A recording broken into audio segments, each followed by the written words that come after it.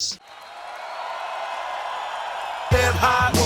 battle to the death. Classic albums clash until there's only one left. A killer contest, but before we get to it, there's rules to this game, so let me tell you how we do it. 8 classic albums, 1 classic year. Draw 'em out the hat and chew the fat right here. We rate 'em, relate 'em, discuss 'em and debate 'em, analyze the beats and quote the lyrics verbatim. When all is said and done, we put it to the vote and tell you which of them is one. Then it's to the semis and the final for the vinyl cassette or CD. So who will it be? We going all in, so on the sound of the whistle, let the games begin. Record shot to the hip, the hop, you don't stop.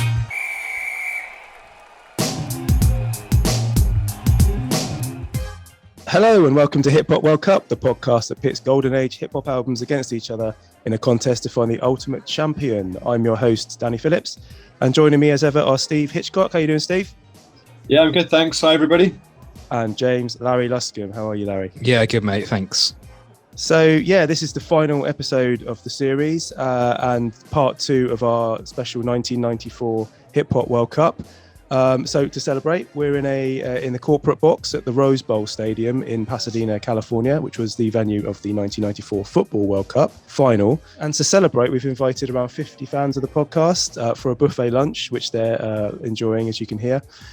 We've got a couple of the perverted monks going around from table to table doing some close-up magic for our guests.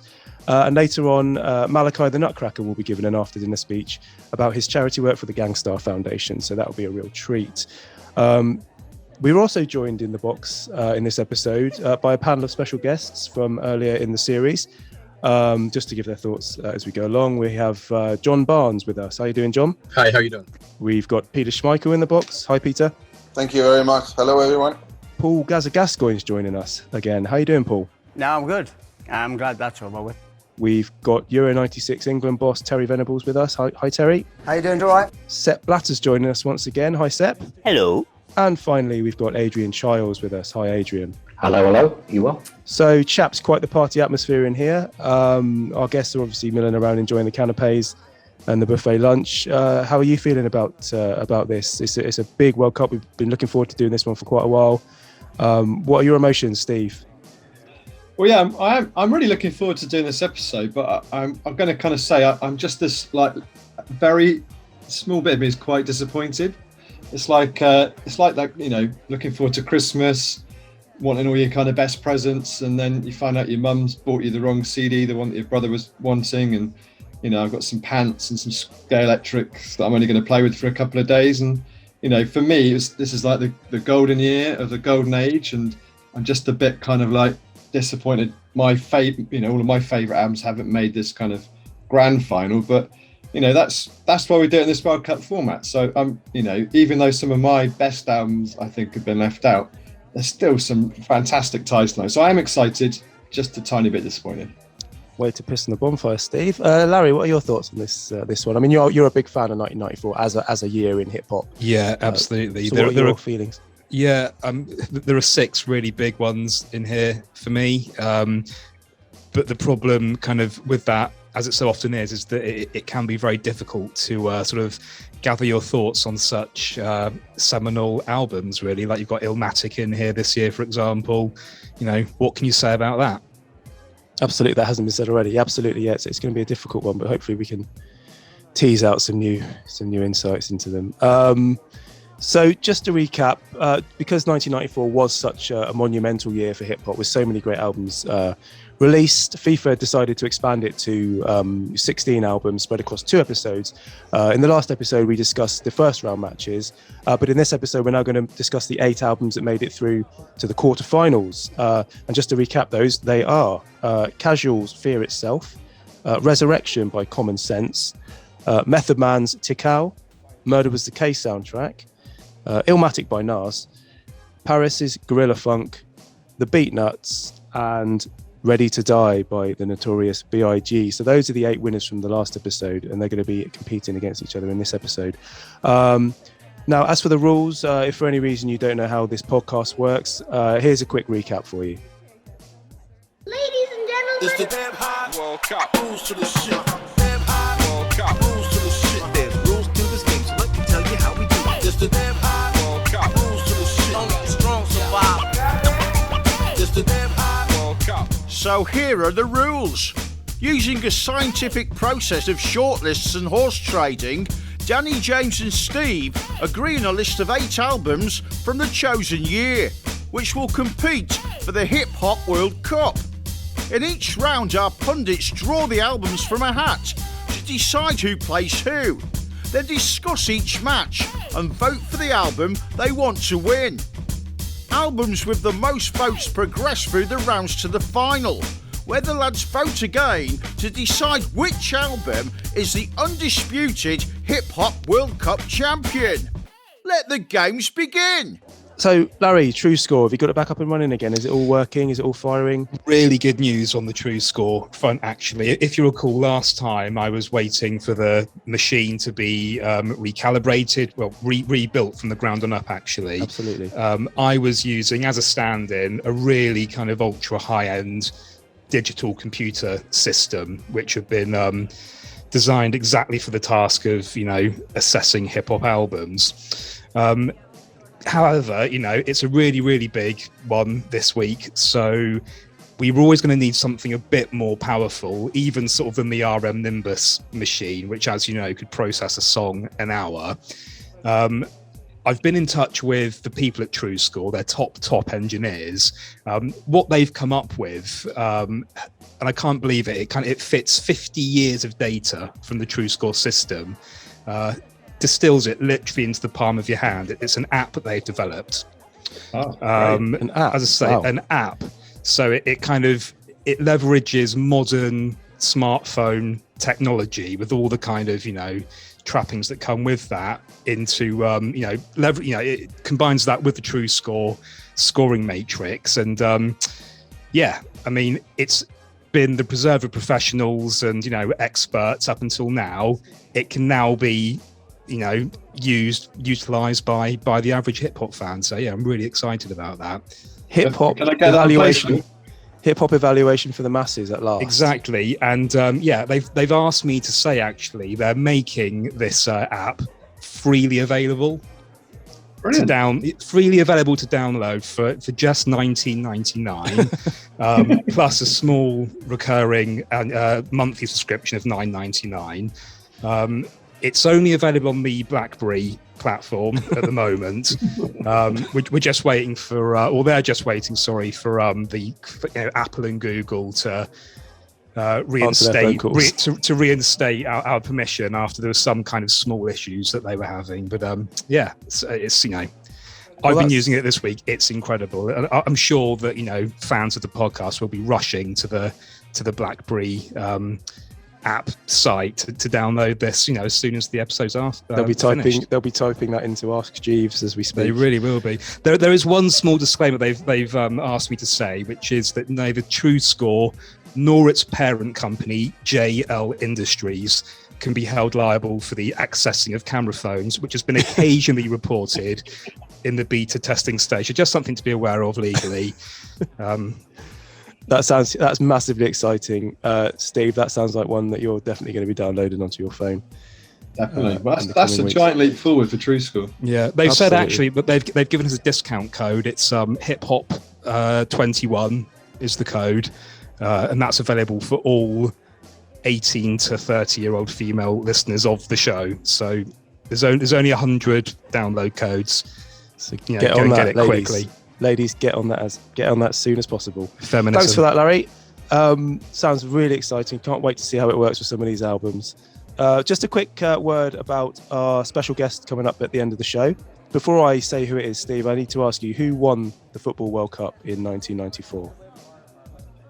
Good question. Was it Italy? No. Oh, Brazil.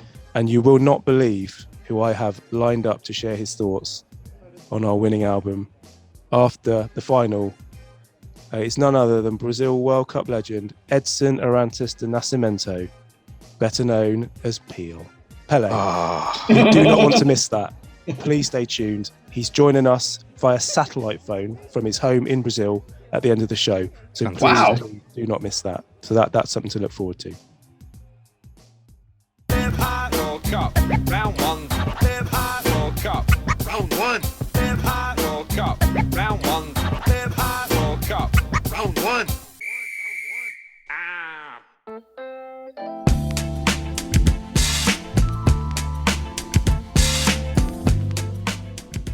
Welcome back. We're doing the 1994 Hip Hop World Cup, and we've reached the quarterfinals stage. So the quarterfinal matches were drawn earlier today, and the first match out of the hat was Common Sense's Resurrection versus The Murder Was the Case soundtrack. Quite a strange pairing. Steve, which one did you vote for out of those two? I went for Resurrection, which I think might have surprised both of you. So kind of just to fill the listeners in, Resurrection is an album I've always, gone in opposition with you two, because I think this is an album you both love, and I kind of maybe, tried to like dampen your enthusiasm for it. But I've gone for it because actually it is a really good album. I've just never kind of thought of it as highly as you do. Yeah. And what about you, Larry? What did you go for? I think Steve's given the game away there a bit. I did go for Resurrection. It's absolute top tier album for me. So I did as well, which means it was a 3-0 win for Resurrection. A real drubbing there for The Murder Was the Case soundtrack. But as you say, Larry, this was an album that we absolutely love, and we will talk more about it in the semi-finals when we get to it. But as for our losing album, The Murder Was the Case soundtrack, it kind of came through in that first round. I think it was a fairly narrow victory for it. It's been a bit of a weird one. There were even some rumblings that maybe a soundtrack shouldn't have been included, but it shouldn't have been in the final. Well. I think we've probably all got quite a good kind of sentimental attachment to it as well, wasn't it? Because of the time it was released in our lives, but also there's loads of tracks in there that just like regurgitated, aren't they, from like other albums?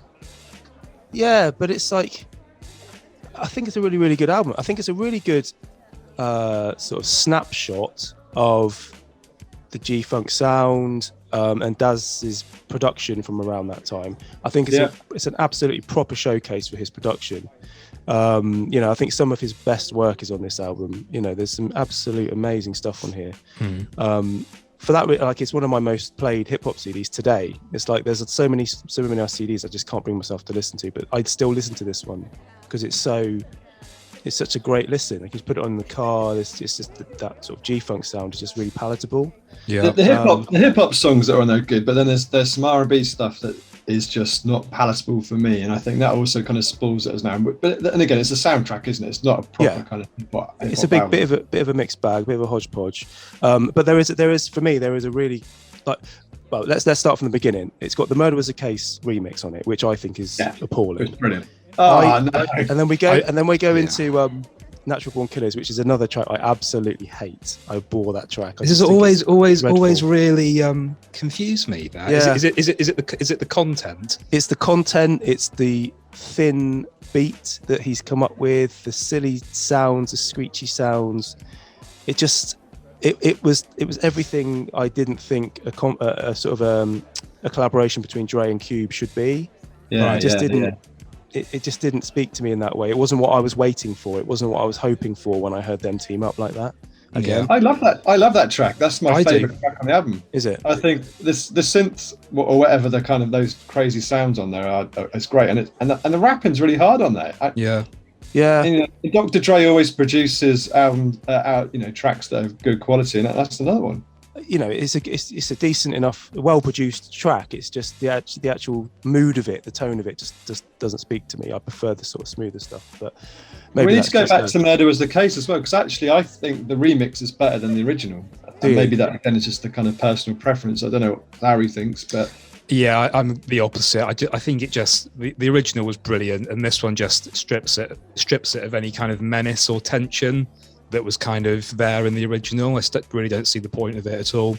I think it's there in order to kind of give you a reason to buy it, maybe like to have a Snoop Dogg track on there. And it's just a bit pointless, really. And I don't like the snare on it, that sort of delay snare on it that kind of echoes. I don't like that. I just think it's a waste of time.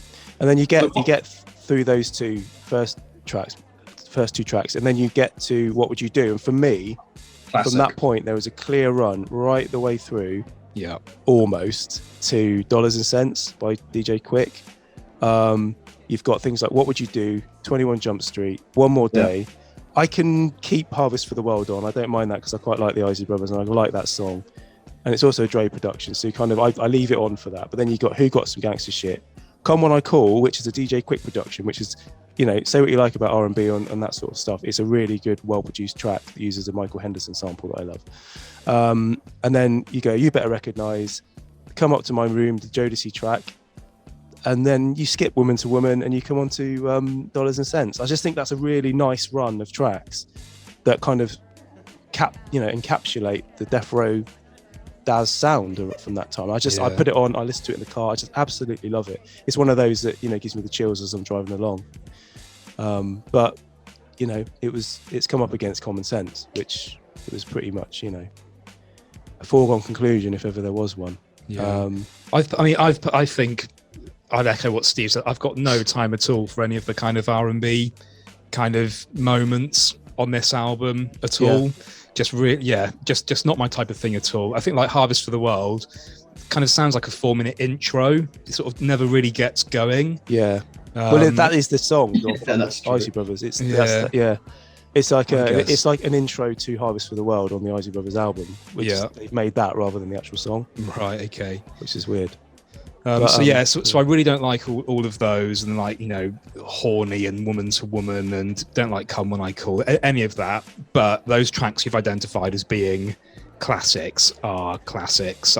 Like those, you know, What Would You Do, 21 Jump Street and One More Day, really kind of stand out as incredible tracks, and just like the peak of Daz's production, basically. Yeah. Can we just dwell on One More Day for a minute? Because for me, I think that's the MVP on this album. That track is just brilliant, fantastic song, great production, very, very musical, and it just showcases. It gives like Nate Dogg a chance to shine for a bit longer than just. Is this his first solo? Up until this point, this was his first track. Solo track. Yeah, he done. I think to have like a Nate Dogg solo album produced by Daz to that standard at this point in time, like, would have been one of my kind of dream kind of things to listen to. Yeah, absolutely. Did he come out with G-Funk Classics or something, wasn't it? G-Funk Classics came out later. I remember it was always available on import for about like 30 quid or something. And just never, I never personally bought it, kind of, because it's just, it didn't surface until after I kind of really stopped caring about this type of stuff, really. So I don't know what it's like. I don't know if either of you have got it at all. I haven't got it. No, I don't know what it's like.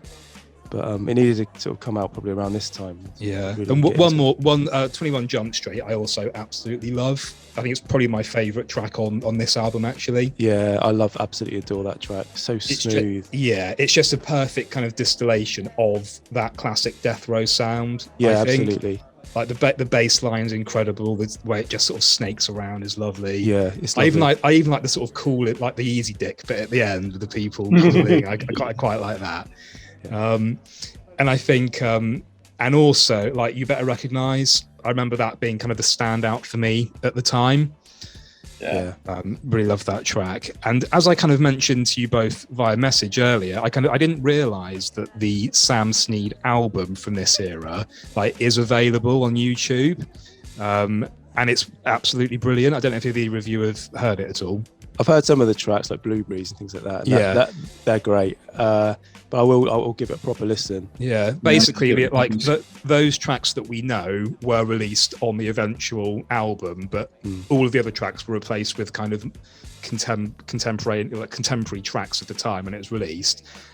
But the actual original one is all available, and they are all to that quality. Like it's like a genuinely brilliant Death Row album. It's like an absolute tragedy that it didn't come out. Yeah. Oh, right. Definitely checking that one out. Just one final word for me on this one. I think the most slept on track on this album is Who Got Some Gangster Shit. Yeah. Which it was one of my personal favourites of the the hip hop ones. It's I just absolutely love that. I listen to that to start to finish. I love the production. I love the synth lines. Yeah. The beat, everything about it. Love that one. I think is it produced by Superfly? Yeah, pre-Superfly Brooks. Yeah, which to me it just kind of brings up that whole issue of who does what on Death Row again, because if I didn't know that, I would say that was a Daz beat. Yeah, but maybe they will just learn. I think from each it. other. I reckon pretty much everything on Death Row was a collaborative effort.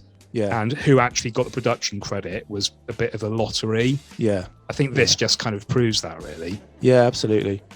Okay, cool. So that was a 3-0 win for Resurrection by Common Sense, which we'll talk about later on. Come on, y'all, get live, get down. World Cup. In your sound. Come on, y'all, get live, get down. World Cup. In your sound. World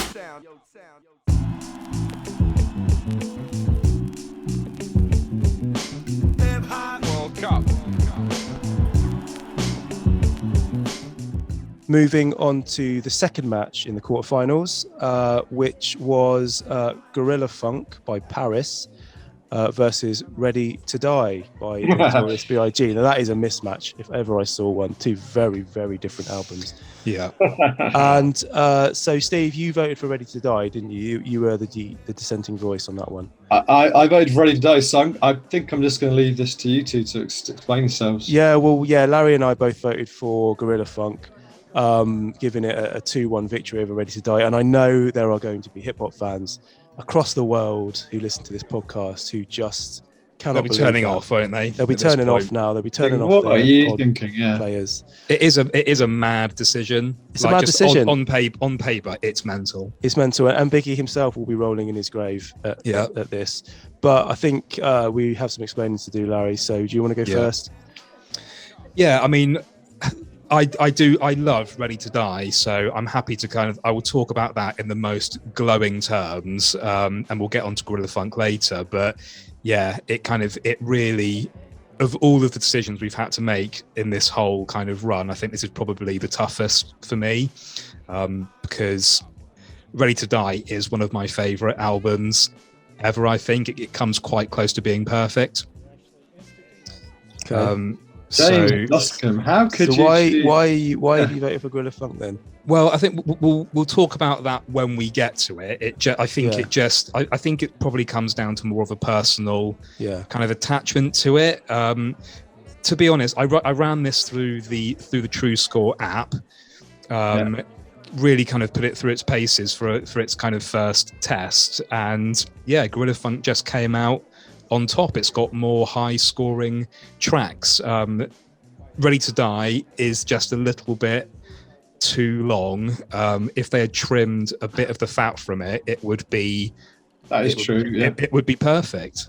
Like there are just, I think, you've got things like One More Chance, Respect, Friends of Mine that just aren't good, that they're fine, but they're not good enough to be up there with Things Done Change, Gimme the Loot, Machine Gun Funk, all of those kind of classic tracks. He's got access to any producer he wants, any beat he wants. Like it should have been better. Yeah, and I think that's what I think about this album as well, is that it's not as good as everyone thinks it is. And actually, I think you have to wait, in my opinion, about 6 tracks before you get to the first classic track, which I think is like Ready to Die. Then it's another 4 tracks really? before you get to do. Yeah, I think the start of the album is not strong, and then it's only till you get towards the end. Apart from Respect, the last third of the album, I think, is absolutely incredible. Right. And it's now I think I always want to just get to that last third and listen to the last third, more than anything. Okay. That surprises me. I think it starts really strong, remains generally quite strong, apart from a few kind of outliers. I think Things Done Change is one of my all-time favorite tracks. It's just kind of epic, cinematic sounding song, I think. Yeah, I have to say I agree that the first sort of 5 tracks are the best part of this album. Even like the intro's good, and it's about 3 minutes long. 3 minutes. That's mental. But it's worth listening to. It's really good. Yeah, it is intro you don't want to skip. Definitely, yeah. No, hip hop timeline, isn't it? It's probably one of the best kind of skits in all of hip hop. I think really kind of tells you who he is. Really sets out the stall. But yeah, I think that's just to talk about Biggie, because he is such a huge part of hip hop. I think the thing about him mainly is the voice. And I think for my money, it's probably the best voice in all of hip hop, I think. He does sound good. I think that his flow is never off though. He's so consistently good. I love the beats on this, but I think it would be a classic album if it were just a cappella. I think he's that engaging that I could just listen to him completely straight. He's got everything really. He's just, really he's got that voice. It's not just the voice, it's the delivery. It's so, I know, it just slaps you around the face, doesn't it? It just grabs you. He's got some of the best punchlines, isn't he? He's got some of the best punchlines. Really, and actually, what I kind of noticed going through this today, he's got such a way of writing a brilliant opening line. Yeah. And I won't go through them, but if you just kind of look through the song list and think about the first line for each of them, there are so many incredible ones on there, like Juicy, it was all a dream. Just every single first line just makes you want to listen to the rest of the song. It kind of just hooks you in from the start. Just really vivid descriptions of kind of life in Brooklyn, and it's also it's done in a really kind of very straightforward, unfussy way. The things he's talking about, the street life and drug dealing, all that kind of stuff. If you compare it to someone like Raekwon, to give the kind of biggest example, I think, who I understand raps about selling crack and stuff like that, but he does it using such impenetrable slang and metaphors that I just have to take your word for it that that's what it's about. I don't really understand what he's saying. Whereas Biggie, it's nothing. It's not clever kind of stuff. He just chooses his words very carefully. It's very simple, and just has a way of just selling it to you so well. I think that's why he's quite graphic. I think without being complicated, and it's just that everyone says he's a great storyteller, and he is. It's just, he's such a unique rhymer. He is one of the greatest rappers ever. No question. Absolutely. I think it's just some there are just tracks like Suicidal Thoughts that I don't know who else was doing that kind of stuff. But that track is just such a perfect fusion of music and rapping. That Lord Finesse, I think it is beat, is just so dark, and the subject matter is just that bit at the end where his body drops on the floor just genuinely gets me every time. It's horrible. That's why I like the end. I think Unbelievable was great at the end, and then it's Suicidal Thoughts and Who Shot You, and it's it's a window into his life, and it's his bit of a self-fulfilling prophecy as well. It's scary, really. For me, it's just those few tracks. But when you think of Things Done Change, Warning, Juicy, Everyday Struggle, like Me and My Bitch, all really kind of serious, kind of hardcore songs, and then you've just got to have things like One More Chance on there. It also really bugs, Juicy. I love that track, but the fact you've got, I think it's Mace, in the background, just saying it's all good, every 2 seconds. Just think little things like that, just really annoying. Well, Danny, you've got some explaining to do as well, though. Well, I've made no bones about the fact that I've never been on board with this album. I don't like it. I didn't listen to it back in the day, really. I do agree that he's an incredible MC.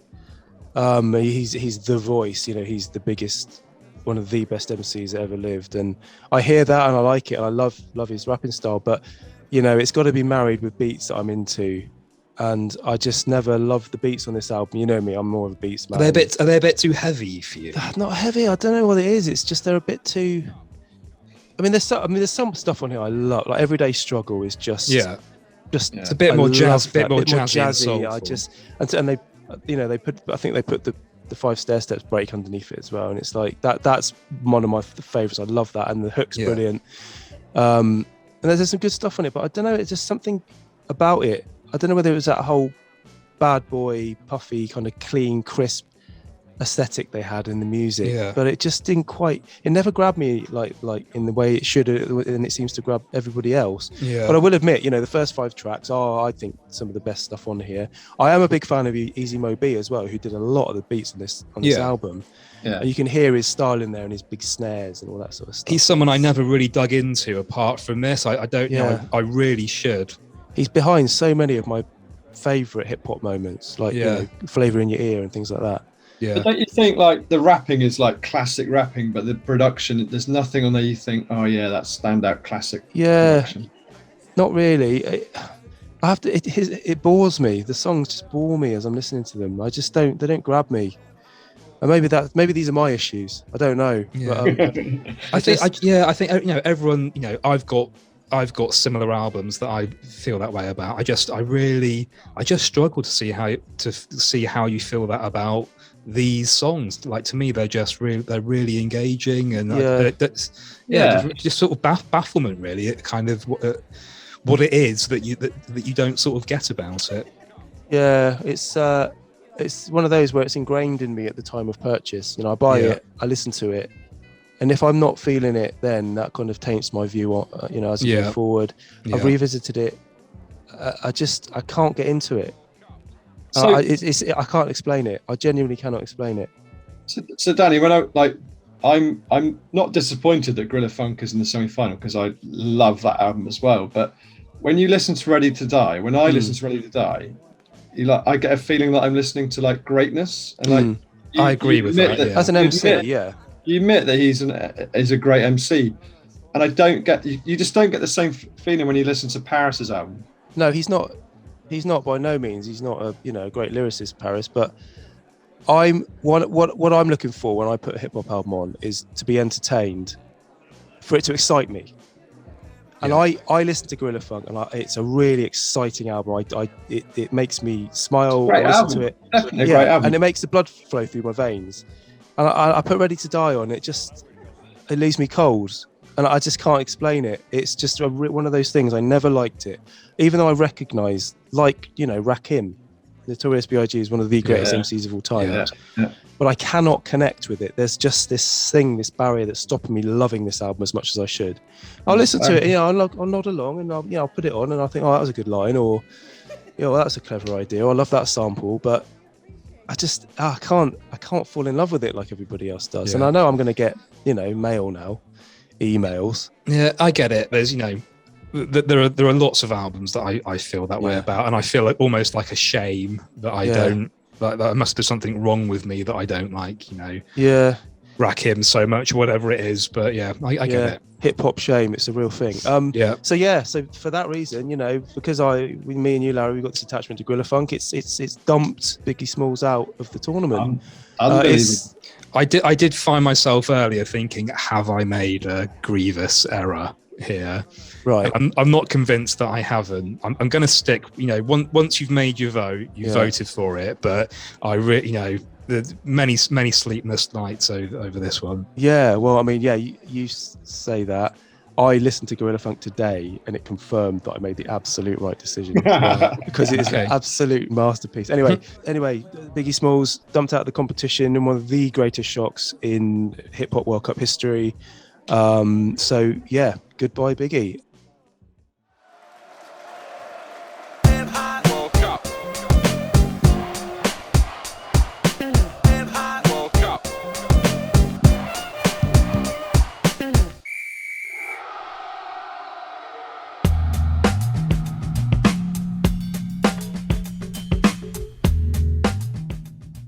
We're moving on now to the third match in the quarterfinals, the third quarterfinal between Method Man and Casual, an East versus West affair.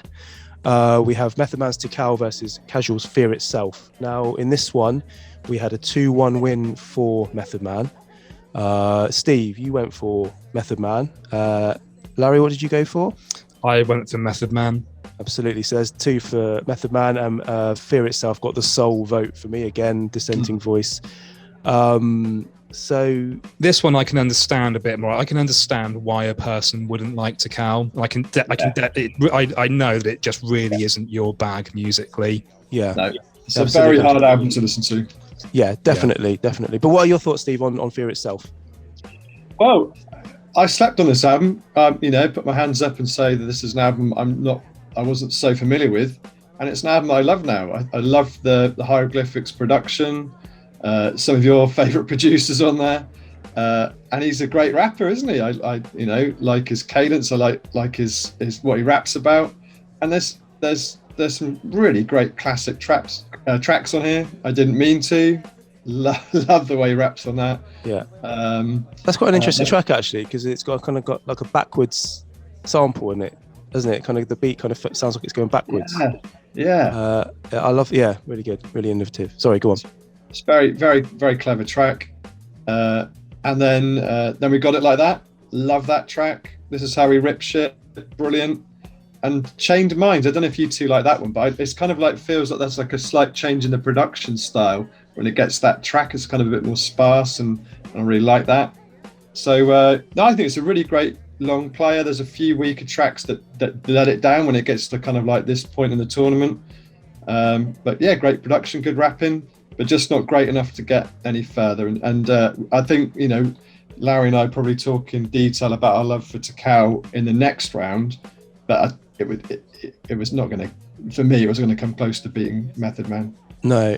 I mean, Casual got my vote in this one just because, well, you know, we'll talk about Takao later on, but for me, you know, I absolutely love this Casual album. He's very much like Common, you know, another rapper who had an album out in '94 that we'll talk about. He's got one of these who's got great wordplay, very clever similes, metaphors, and one of those kind of slightly more manic, wordy, verbose styles. He just packs a lot of words in. He's quite manic at times, quite animated. But you know, for me, obviously, I love the beats, so the production I find is amazing. You know, I think this might be the best Hieroglyphics album.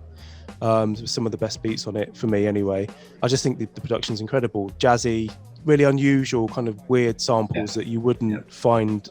You know, many other places. They really dig in the crates, the Hieroglyphics crew. And I love it. There's so many good tracks on it. I do think it's probably a little bit long. I think some of it could have been trimmed down, like 16 tracks. Perhaps it kind of drags on when you've got that in that same style all the way through. But you know, there's loads of great standout moments. For me, my favourite track was always "Who's It On," with that Nathan Davis sample on there. It's really nice, jazzy saxophones, all that sort of stuff. And it's also like a posse cut. They all come in and do a verse on that.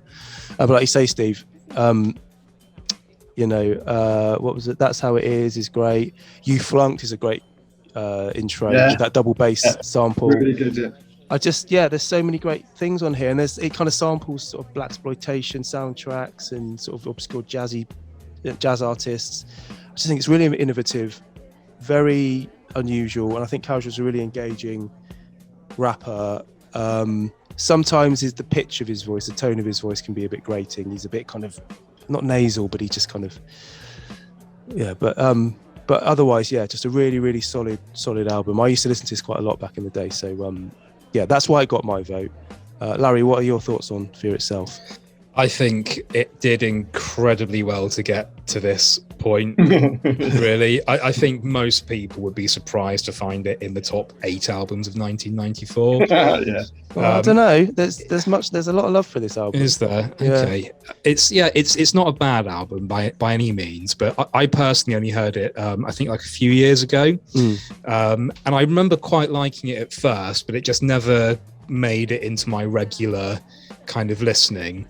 I just think it's very average. It's got not that it should matter, but it's got no kind of historical significance like a lot of other kind of albums in this year do. I think the beats are generally quite dull.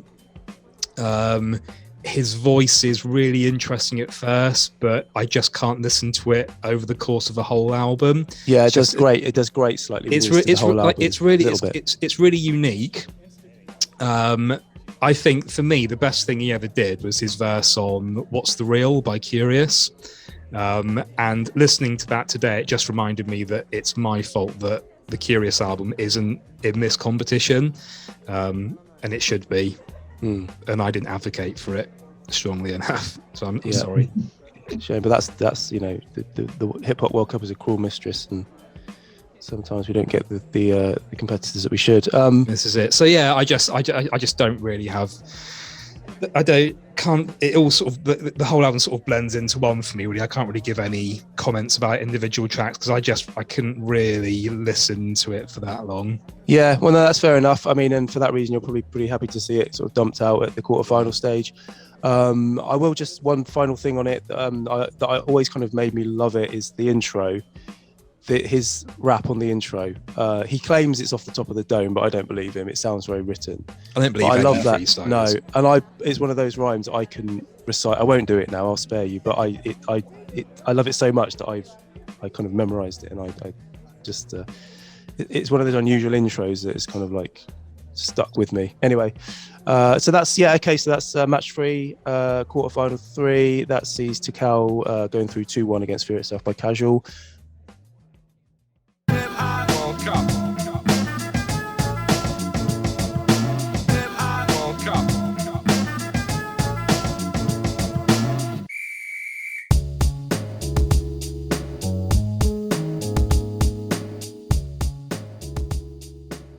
And in the final match in this round, we have Illmatic by Nas, the legendary 5 mic album, up against the Beatnuts debut album, which some people call Street Level. I don't, but no, it's not Street Level.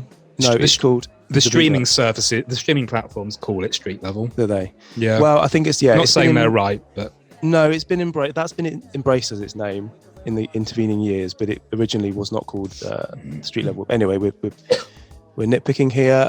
So in this game, we saw Illmatic win 2-1 with, once again, myself being the dissenting voice voting for the Beatnuts, which I know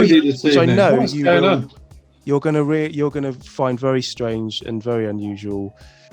I can't put into words how much I love the Beatnuts album. Like I'm one of its biggest advocates. I listen to it all the time. Today, I put it on all the time. I love the Beatnuts as a production outfit. I just find their style of hip hop just so engaging. The production is brilliant, but what about the rapping? Yeah, but that's all the other thing. I love their rapping as well. I love their kind of the tag team style, you know, where one comes in and there's a crew of them and they'll do bits of a verse and they'll come in and they make it really exciting.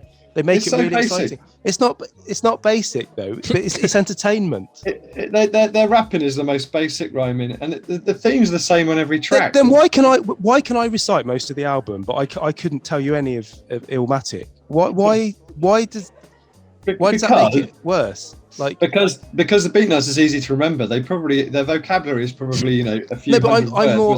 Nas compelled. is one of the most poetical, vocabulary rich albums that you'll come across. So it's just a lot of the same on Beatnuts. But I'm more compelled to want to remember them. That's the problem. Is that I don't want to learn Nas's right. I don't want to remember them. I listen to Illmatic. Like I find it boring. A lot of you like the hedonism, don't you? I like the people who really want to entertain you and they want to give you something that makes you go and get the blood pulsing around your veins. The Robbie Williams of the Robbie Williams, the technical rappers like Nas and Biggie. Yeah, they're brilliant, they're awesome. But if they don't make the hairs on the back of my neck stand on end as I'm driving along in my car, then it's not. I won't listen to it as much as I do the albums that do. Yeah, but you can listen to just one Beatnuts track over and over again, the same one. It's the same topic. It's hedonistic. It's misogynistic.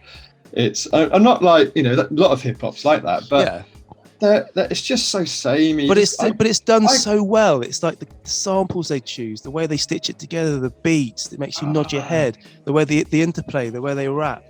And I just I can't pick out many bad tracks on the album. It's one of those I can listen to all the way through. And for me, the Beatnuts I'm a massive fan of the Beatnuts, and I listen to this a hell of a lot more than I did Illmatic back in the day. You've got a lot more willpower than I have to listen to this album over and over again, because I get tired. I don't know about you, Larry. I get tired listening to it. I don't think I can listen to it all the way through because it just is so, I don't know, samey. Well, you obviously have no taste in hip hop. You don't know what you're listening to because I know you love this album, and I love it. And don't get me wrong, I know that Illmatic is a masterpiece, and I know that this is mental. that I'm not saying for a moment that that Beatnuts is a better album than Illmatic. Don't get it twisted. No. I'm just speaking from my heart, and I'm telling you what album I enjoy listening to more. And as this is a favorite, not best podcast, Yeah, I have to go with my heart. I think this is like it's like the Gorilla Funk Ready to Die thing, isn't it? It is. Yeah, definitely. So, but I take on board the criticism of this album. Right? It's not poetry. It's they're talking about getting drunk and shagging and all that sort of stuff and smoking drugs. But it just adds up to a really entertaining package for me, and I've just always adored this. And I like being the person who likes this album.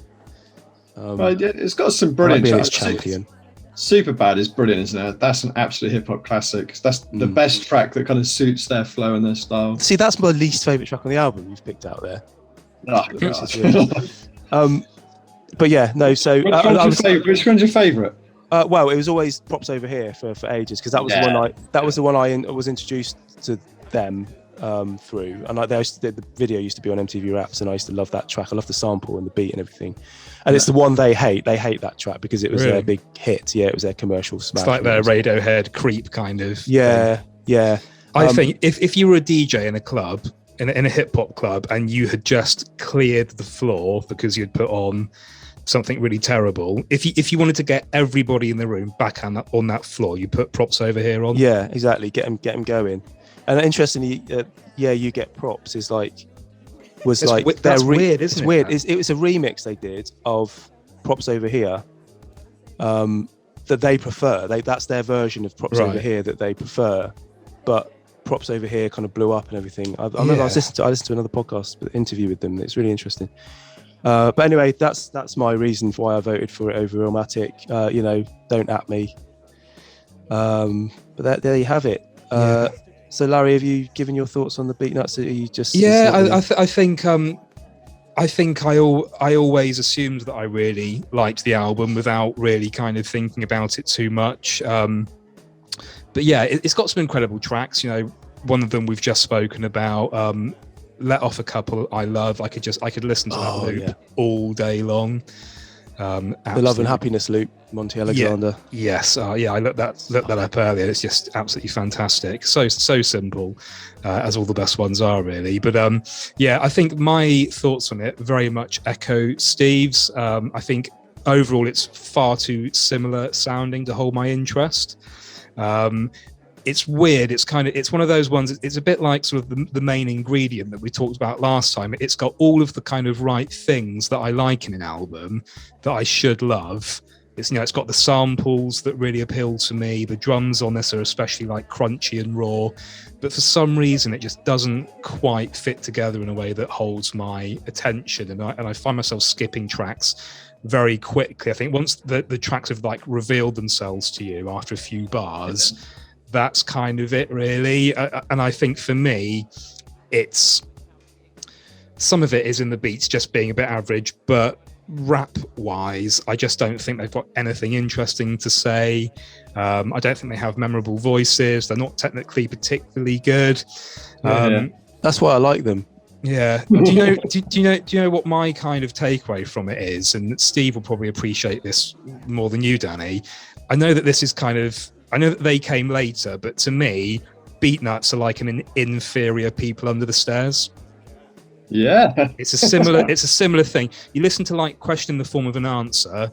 Yeah, it's a similar kind of thing. That is the most outrageous thing I think you've ever said. I expect Thez One would rate the Beatnuts as some of his most influential.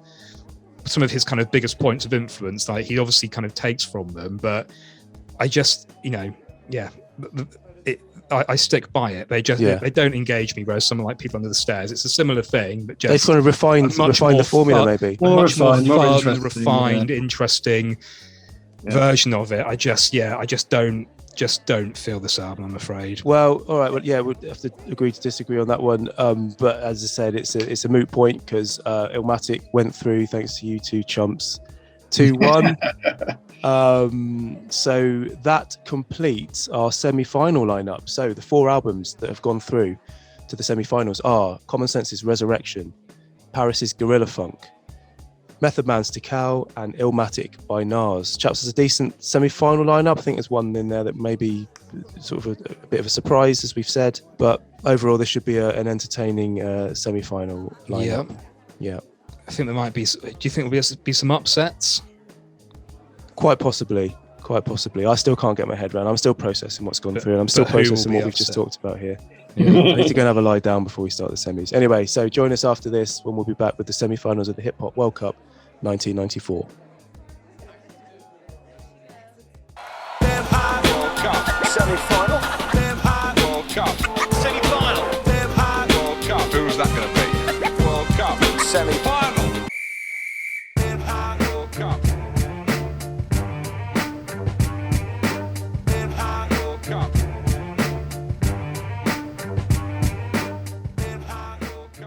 So hi, welcome back.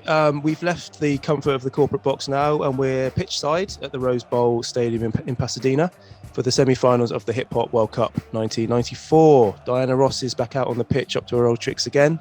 This time she's taking the crossbar challenge, trying to hit the crossbar from the halfway line. She's popped that one into Rosette. That's quite a shocking effort there, Diana.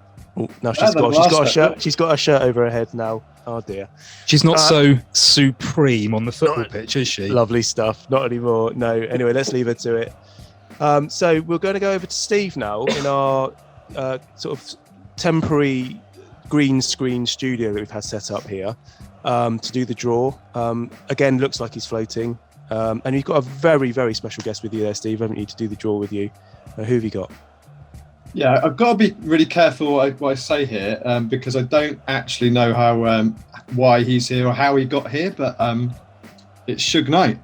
And actually, you know, viewers will probably, they might think that he should be in jail at the moment, and he should be. So I honestly don't know how he got here. I didn't invite him.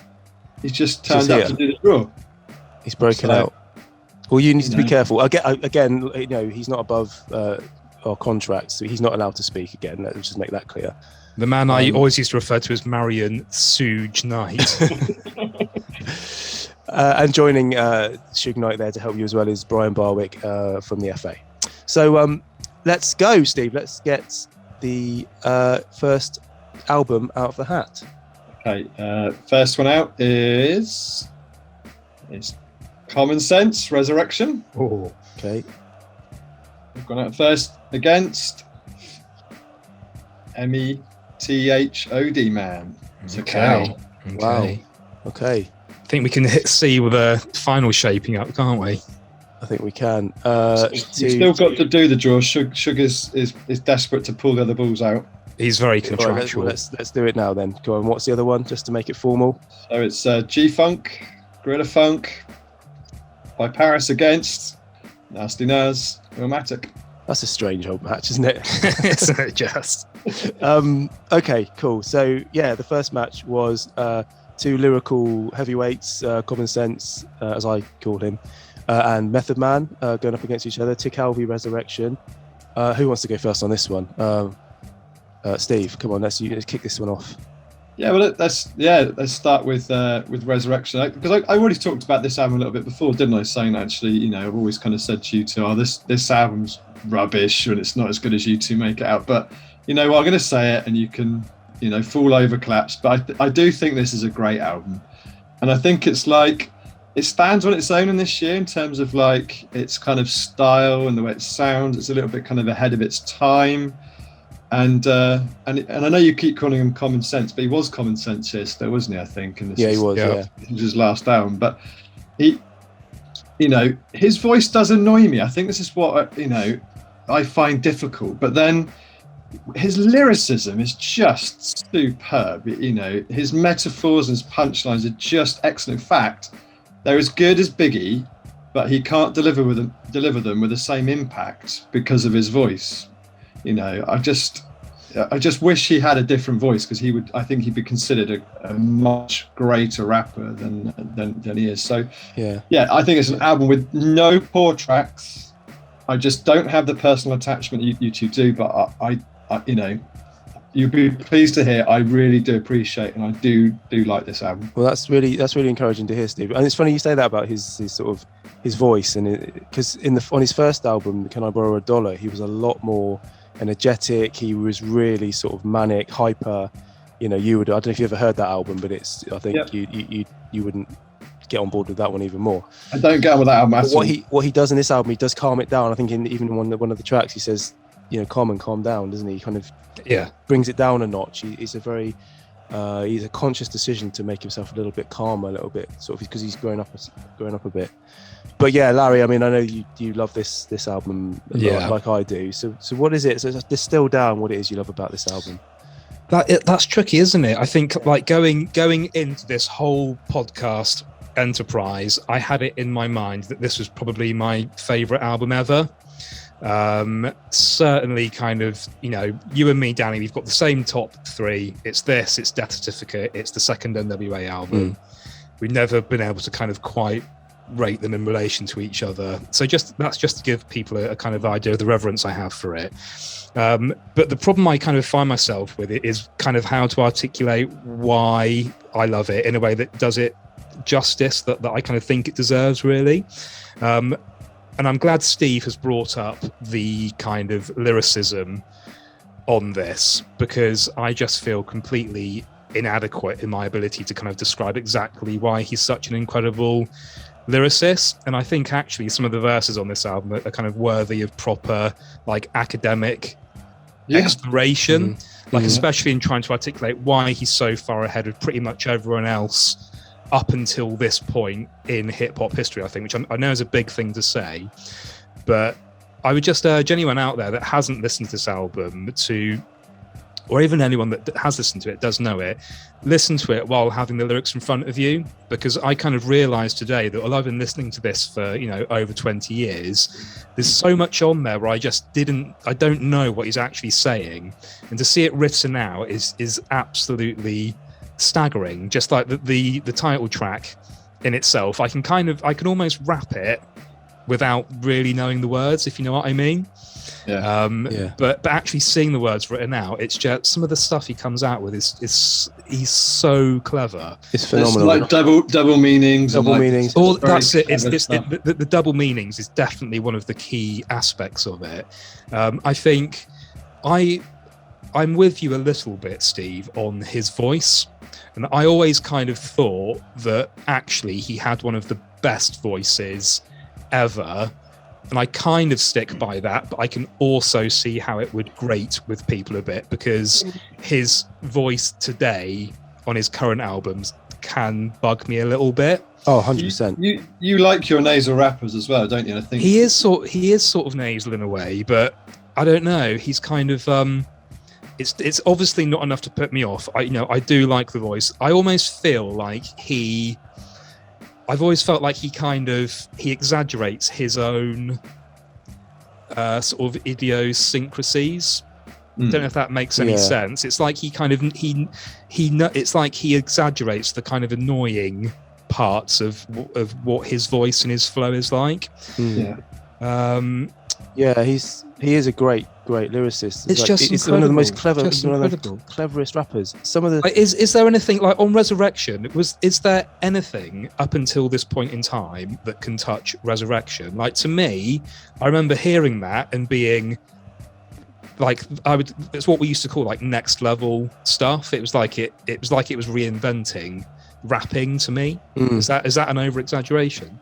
I don't think there's anything this intricate, really. Yeah. But the other thing with this album is that I used to love her. That track is so clever as well. Like, he's saying that in 1994. Yeah. It's like bonkers. That is one of the best concept raps of all time. I mean, but it happened in 94. It's almost like people weren't thinking of doing that stuff till he was far ahead of his time. I think with that track, it's that track that taught me to properly listen to music. Yeah. I remember the penny drop moment. I remember hearing that and love being really engaged with the story, but not quite latching on to what he was talking about. And then when he kind of explains it at the end, you immediately want to rewind and listen to it again, so you can pick it all up again. Just on that point, it's one of those albums that rewards repeat listens. That's why it stood the test of time, I think, from what you've been saying, Larry. Yeah, and certainly from my perspective, is that you can listen to it again. It's so densely packed with lyrics, and musical touches, loads of things, loads of bits. It's little things like I was guilty in a sense. Yeah. I was, like, guilty innocence. Like that's just it doesn't necessarily make much sense, but in the moment you're just like, fucking hell, that is so, like, how did no one put those two things together like yet? Yeah, it's so nuanced. There's so much to dig out and listen, and like you say, here for the first time, 20, 30 years later, to create something, a piece of art like that still allows you to pick things out of it and meaning and things you never notice is just incredible. I noticed things today, like through reading it. Like there's a bit in Resurrection where he says, I'll take all the funk out of it. He says, I bathe in beats, rinse in riffs, dry in drums. Like in a washing machine. I'm bathed. I'm completely immersed. And then the immortal opening in rap music. That's amazing, incredible. Is that I stagger in the gathering, possessed by pattern, that be scattering over the global. My vocals be travelling, unraveling the abdomen. Yeah, I mean it's on another level. The rhyme schemes there are. I would love to hear the thoughts of somebody who knows their poetry really well. And don't get me started. Don't get me started on communism. Because I mean, what he does on that track, it's incredible. I mean, it's a simple concept. It's just to say how many words you can get starting in com. Because he's called common sense into it. The way he stitches them together, the way he packs them all in, the way he flows from one to the other. It's breathtaking, and it always has taken my breath away. Watermelon.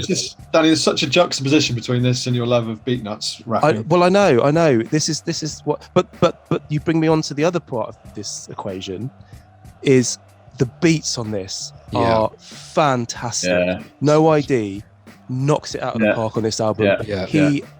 Some of the stuff on this album is some of my favorite hip hop beats of all time. Yeah, it's absolutely incredible. To explain it, it's kind of like nostalgic soul. It's so soulful. It's jazz, isn't it? It's jazz, but it's got this kind of real fuzzy 70s soul. Yeah.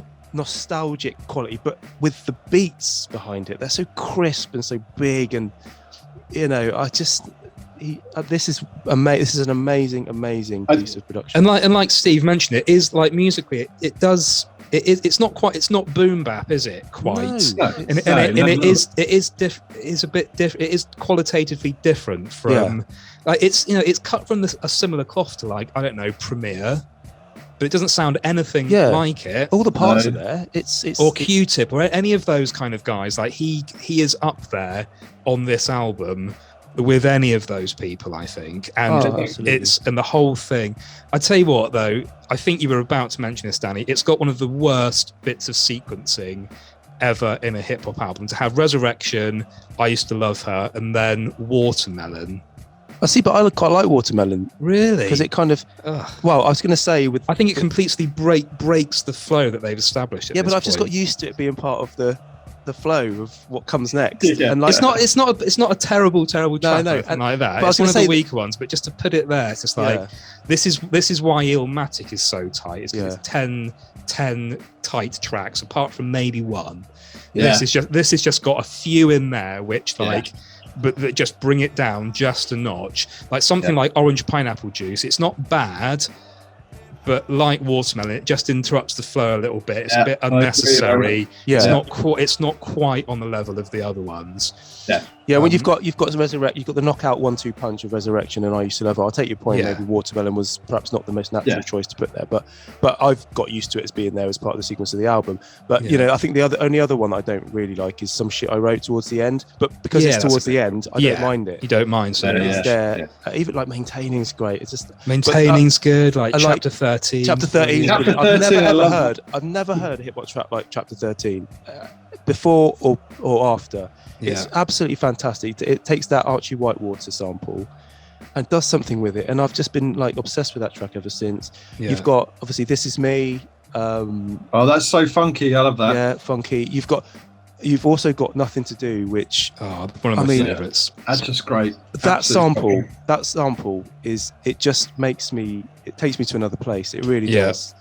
Just how did you find that? I've looked it up, I know what it is, and I've heard it in the context of the original song that he sampled, but for some reason it just he was digging in different crates, wasn't he? He was digging in different crates. They were very like that sort of like fuzzy kind of old soul from the 70s. Yeah, he was digging in those sorts of crates. This Is Me. I think it's like an Alton McLean and Destiny. I'd say it's a little detail that I love about this album, and I don't know if you two have kind of.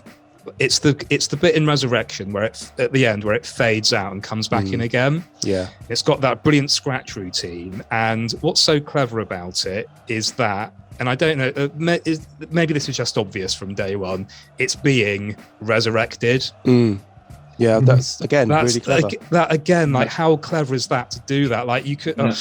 There's no need to do that at the end, but just to take it out and then bring it back, it just adds another layer, and it shows you what you're dealing with on this album. And talking of adding another layer, you said you find it hard to articulate, Larry, why you love this album so much, but for me, there's another layer to it.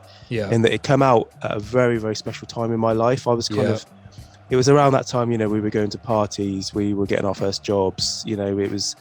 It was a really, really great time, and I just remember being in these house parties where, we would put this on in the middle of the night, and it would come in with res, and that would just kind of, and then it would come in with that Ahmad Jamal sample, the dolphin dancing.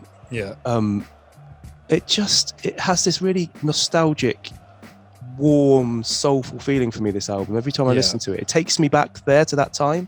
Yeah. And I guess that's how a lot of music works. And there was a lot of other albums that came out in '94 that don't do that for me. But I think it was the combination of the type of music that was on this, combined with the sort of memorable lyricism that he brought to it, combined with the time of life I heard it. So it adds up to this big package that just... I think there's definitely something to be... Like, Steve, if you kind of were more... If you had got into this a long time ago properly, where would it rank for you?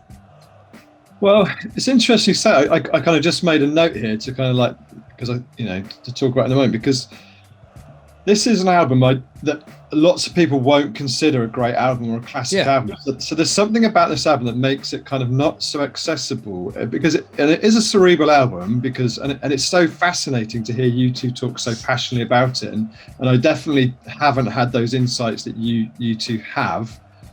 I don't know, maybe it's a maturity thing. I don't know what it is that hooked you two in at the time. Like you say, Danny, it was kind of, you were going through all those kind of teenage years, and I didn't get that album at that time.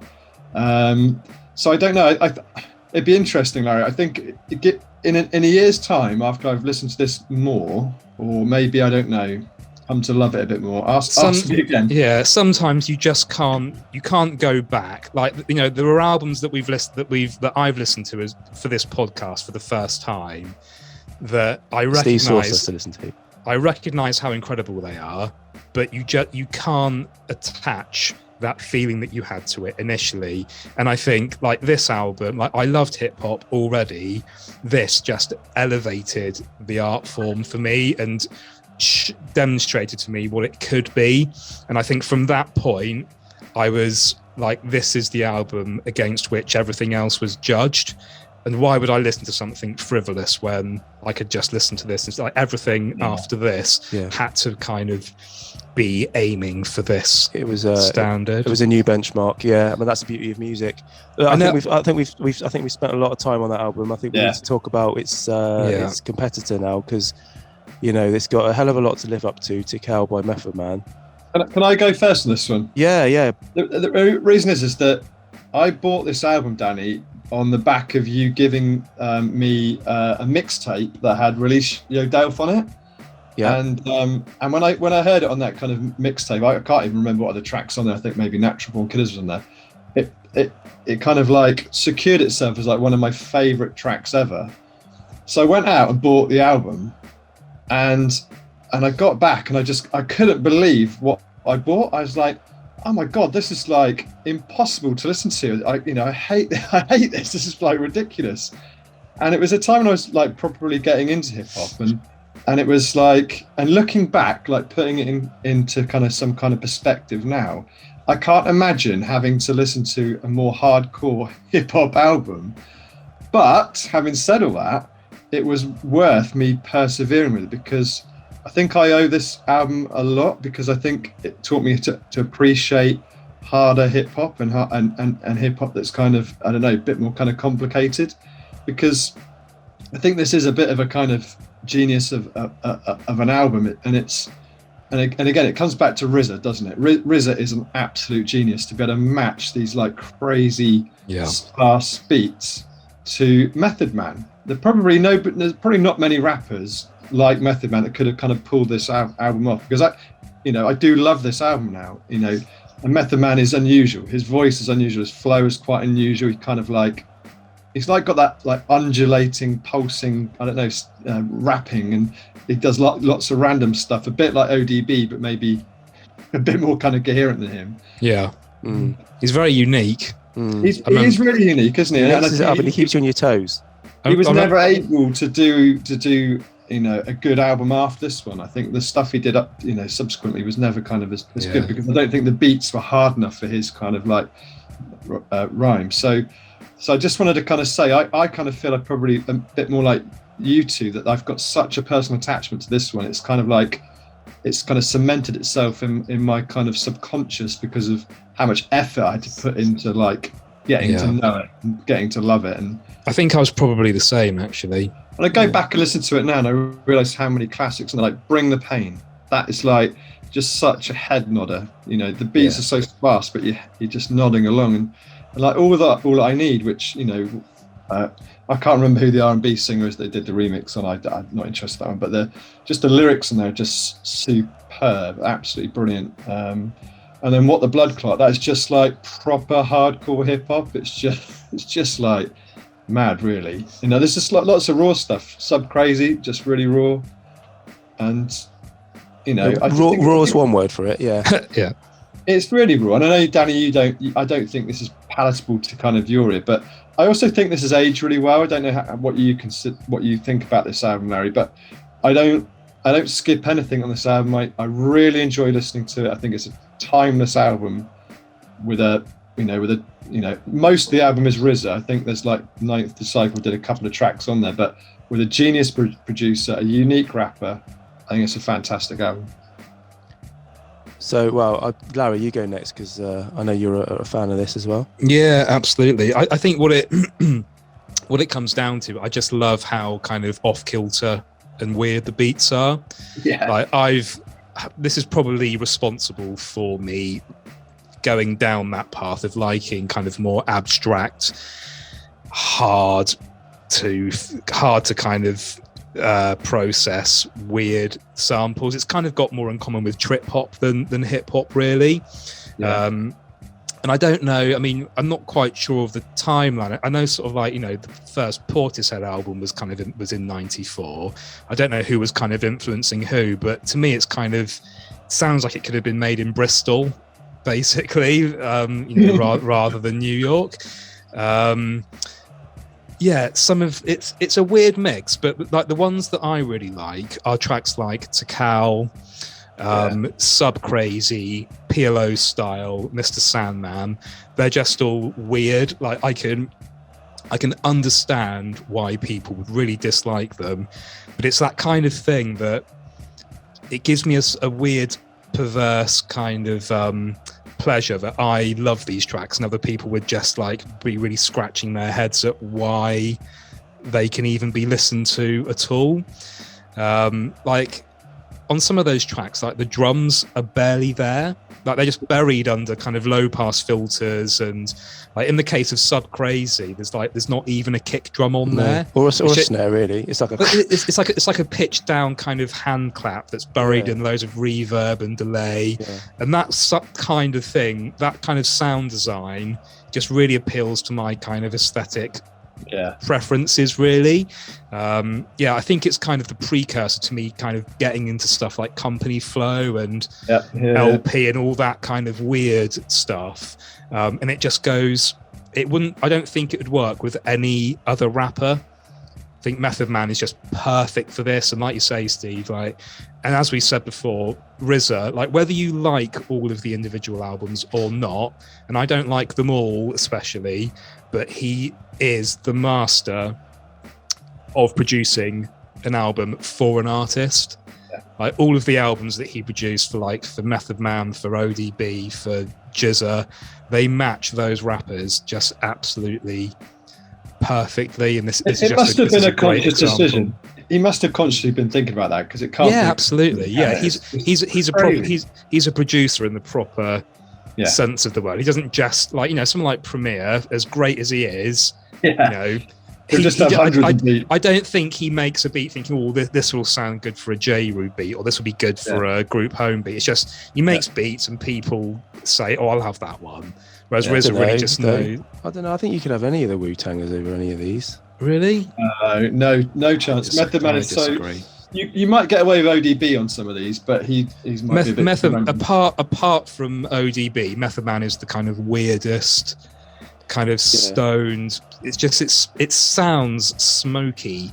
Yeah. His whole thing was, Takal is weed, isn't it? He's all about smoking weed. It's you can hear the beats sound fuzzy, haze. You can hear the smoke. In the room, basically. That's what I love about it. Yeah, no, I totally get, because I know that's your kind of preference, in terms of the stuff you like to listen to and the stuff you like to make. Just mangling, totally hear it. He mangles not predictable. The samples, and not predictable. You don't know where the samples end and the kind of effects and the keyboards start. It just all kind of. It's gloopy and mashed together, and I just love it. So it's a bit of a mystery. It's really dense. Yeah, it's a mystery. It's intriguing. I get that, and I get that you love that sort of approach to beat. But I can definitely see how it's completely antithetical to what you like, Danny. It's absolutely. It's completely the opposite of what the sort of stuff I like. And there are moments on this album that I do love. Obviously, Steve, you mentioned Bring the Pain earlier on and Release Your Delph. The two tracks I absolutely adore on this album. But that's because they're more. They're a bit more traditional. They're a bit more traditional, more mainstream. They're the ones that for that reason they were singles. But even then, they're still very Release Your Delph. That's a really harsh.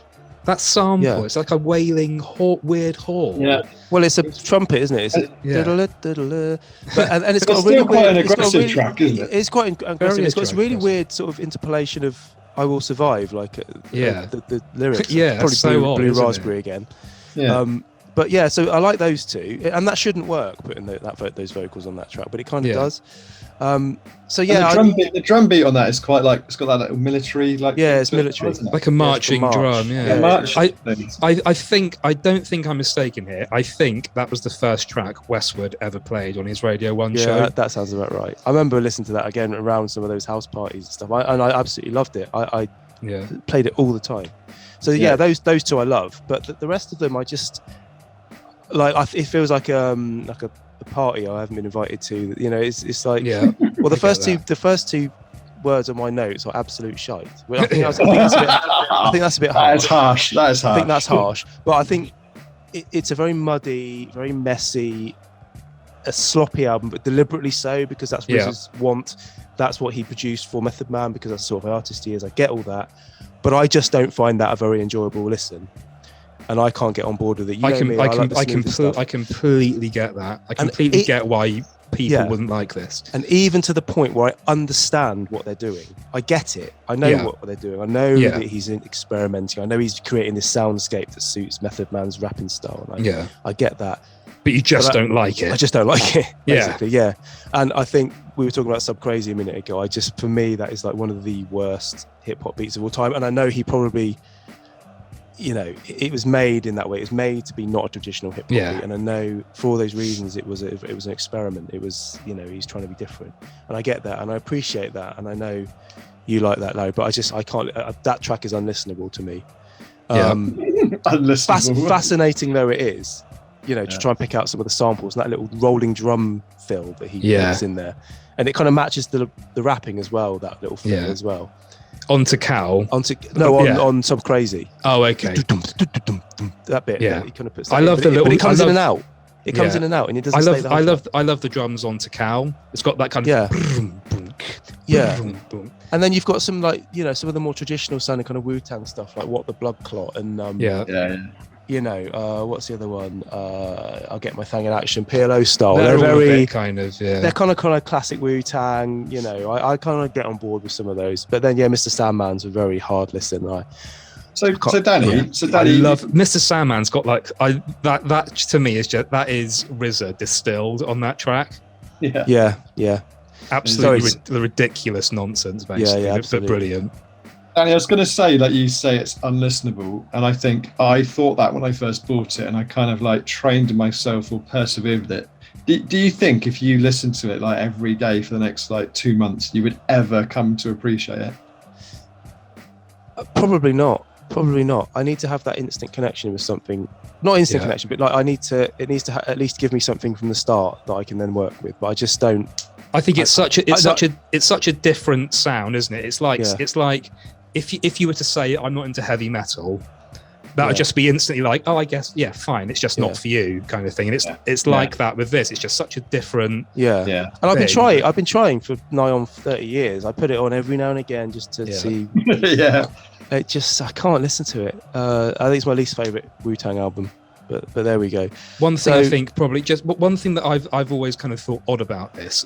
All I Need, I think, is probably the worst track on there.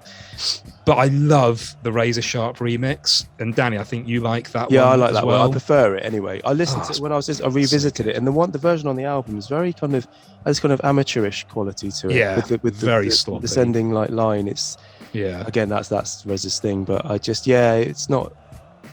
I prefer the remix. But anyway, look, I think we need to move on because we've got another semi-final to get into. So we got to vote. We got to vote, chaps. I'm going to come to you first, Steve. I think I probably know the answer to this, but let's start with you. No, leave me till last because I think I need some thinking time here. All right. Well, I think let's get me out of the way because I think it's very clear what I'm going to vote obvious, for. Yeah. Because Resurrection is my, I'd say, second favorite hip hop album of all time. So I'm going Resurrection. Easy for me. Larry, what are you going for? I love Tikal, but I would cast it into a ditch and never listen to it again quite happily if it meant that I could still have Resurrection in my life. Lovely stuff. So that's kind of sorted it. So is it going to be a 3-0 whitewash or is it going to be a narrow 2-1? I don't know. I mean, interesting because they're obviously this word's overused. They're both seminal albums based on what we've been saying. They're both, but so many rappers and groups can look back and think, I followed Tikal or I followed Resurrection. Don't know. Can I abstain? you could now because it's a moot point. It is. I think I probably But your fans out there, they want to know what you think, Steve. They want to know what you voted for. So before this week, I would have said Tikal, definitely. And I think just hearing the discussion and listening to Resurrection and trying to appreciate it, I think I could vote for Resurrection. Sod it. I'm gonna go for Tikal. I think based on all this flack I've given Resurrection over the years. Yeah.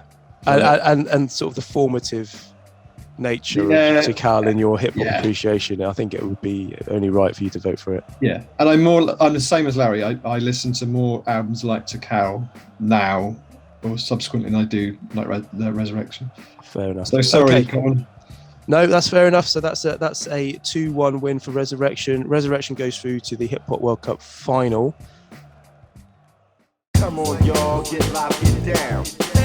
World Cup. In your town. Come on, y'all, get live, get down. World Cup. In your town.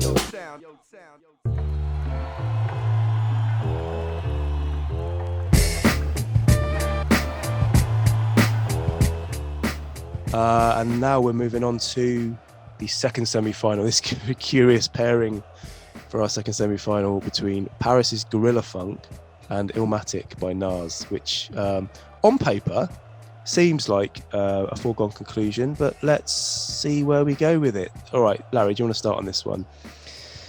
Okay, well, yeah, I mean, Gorilla Funk, like Common, is another one where I'm just kind of a bit astonished that it's not revered by most people in the way it is by us.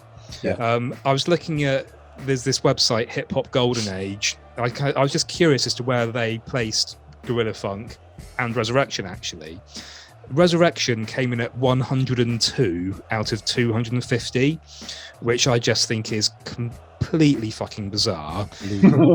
For proper, they're obviously proper hip hop fans. I don't get that at all.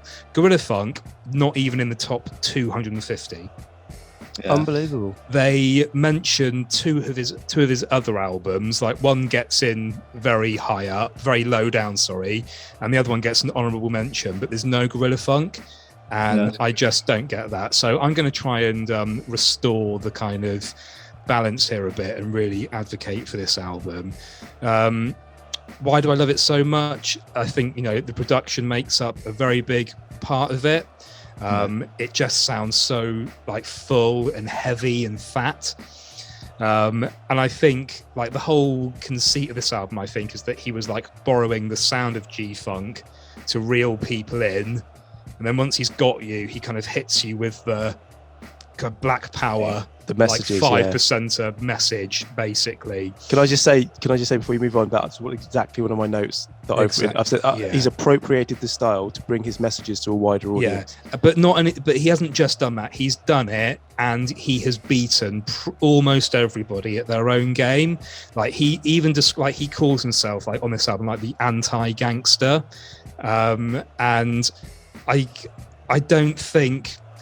I'm not saying he's better than someone like Dre or Quick, but I also find it difficult to say that they are better than him on this, because this album is just such a fantastically produced record. Yeah, another one notes. It's only the best G-Funk album that Dr. Dre never made. Never produced, absolutely. Like it kind of, great. And he doesn't. There are a couple tracks on here that sound quite similar. So like you've got like the Prelude and It's Real and Gorilla Funk are all quite similar. Yeah. And I always kind of think in my mind, they all sound a bit like that, but actually they don't. There is a fair amount of variety like on display here. You've got really soulful stuff like Out of My Life, which I absolutely love. Uses the same sample as another 94 album. Same sample as Life's a Bitch by Your Love by Gap Band. I just have to say that's the only track on the album I think doesn't quite work. I don't know. It maybe doesn't quite fit as much as the rest. It's a bit of an outlier maybe in terms of the style, but I think his rapping doesn't quite flow on that because it's quite slowed down. It's not quite as funky. He's definitely more suited to that high tempo, angry Ice Cube like delivery. Yeah, but that Out of My Life, I do love the fact that he uses that same sample as Nas. It also has a saxophone bit in it, like the Nas track does. Yeah. The Nas track was released 6 months earlier. Is it a homage or what? What's he doing? What's he doing there? It can't be a coincidence. Well, the way I thought about it was, I think that's sax samples from the original track. Oh, is it? Right, I think so. But I know on Life's a Bitch that's Nas's dad. Nas's dad, yeah. But I don't know whether he's playing the sax from Yearning for Your Love. Right. Okay. Yeah. I'd need to look into that. But yeah. That track that it samples over the Gap Band, I'd never heard that before for some reason until today, and it's absolutely gorgeous. Brilliant, isn't it? Yeah. Beautiful. But aside from the sound on this, the lyrical content is just great. Like again, the whole thing is that he is so.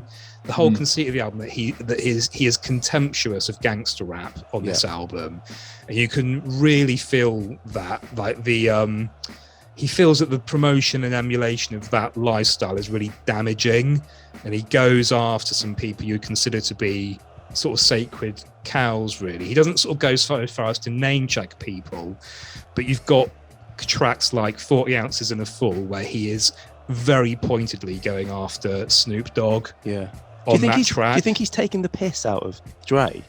and because they're often called studio gangsters. Oh, definitely. He's taking the piss out of them. He's doing it really blatantly by taking their sound as well. He's stolen their sound, he's throwing it back in their face, doing it as well as they can, effortlessly. Like the sound quality on it is like astonishing as well. It sounds better than any of the kind of Death Row records, I think, somehow. Just engineered so nicely. But like 40 Ounces and a Fool, he mocks.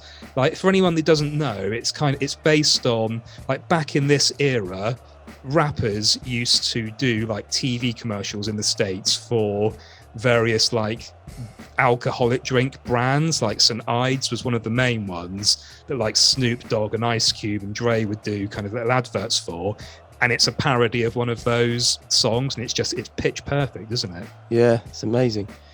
Yeah, no, that's he takes Snoop Dogg's flow and just mocks him with it, basically. Absolutely, yeah.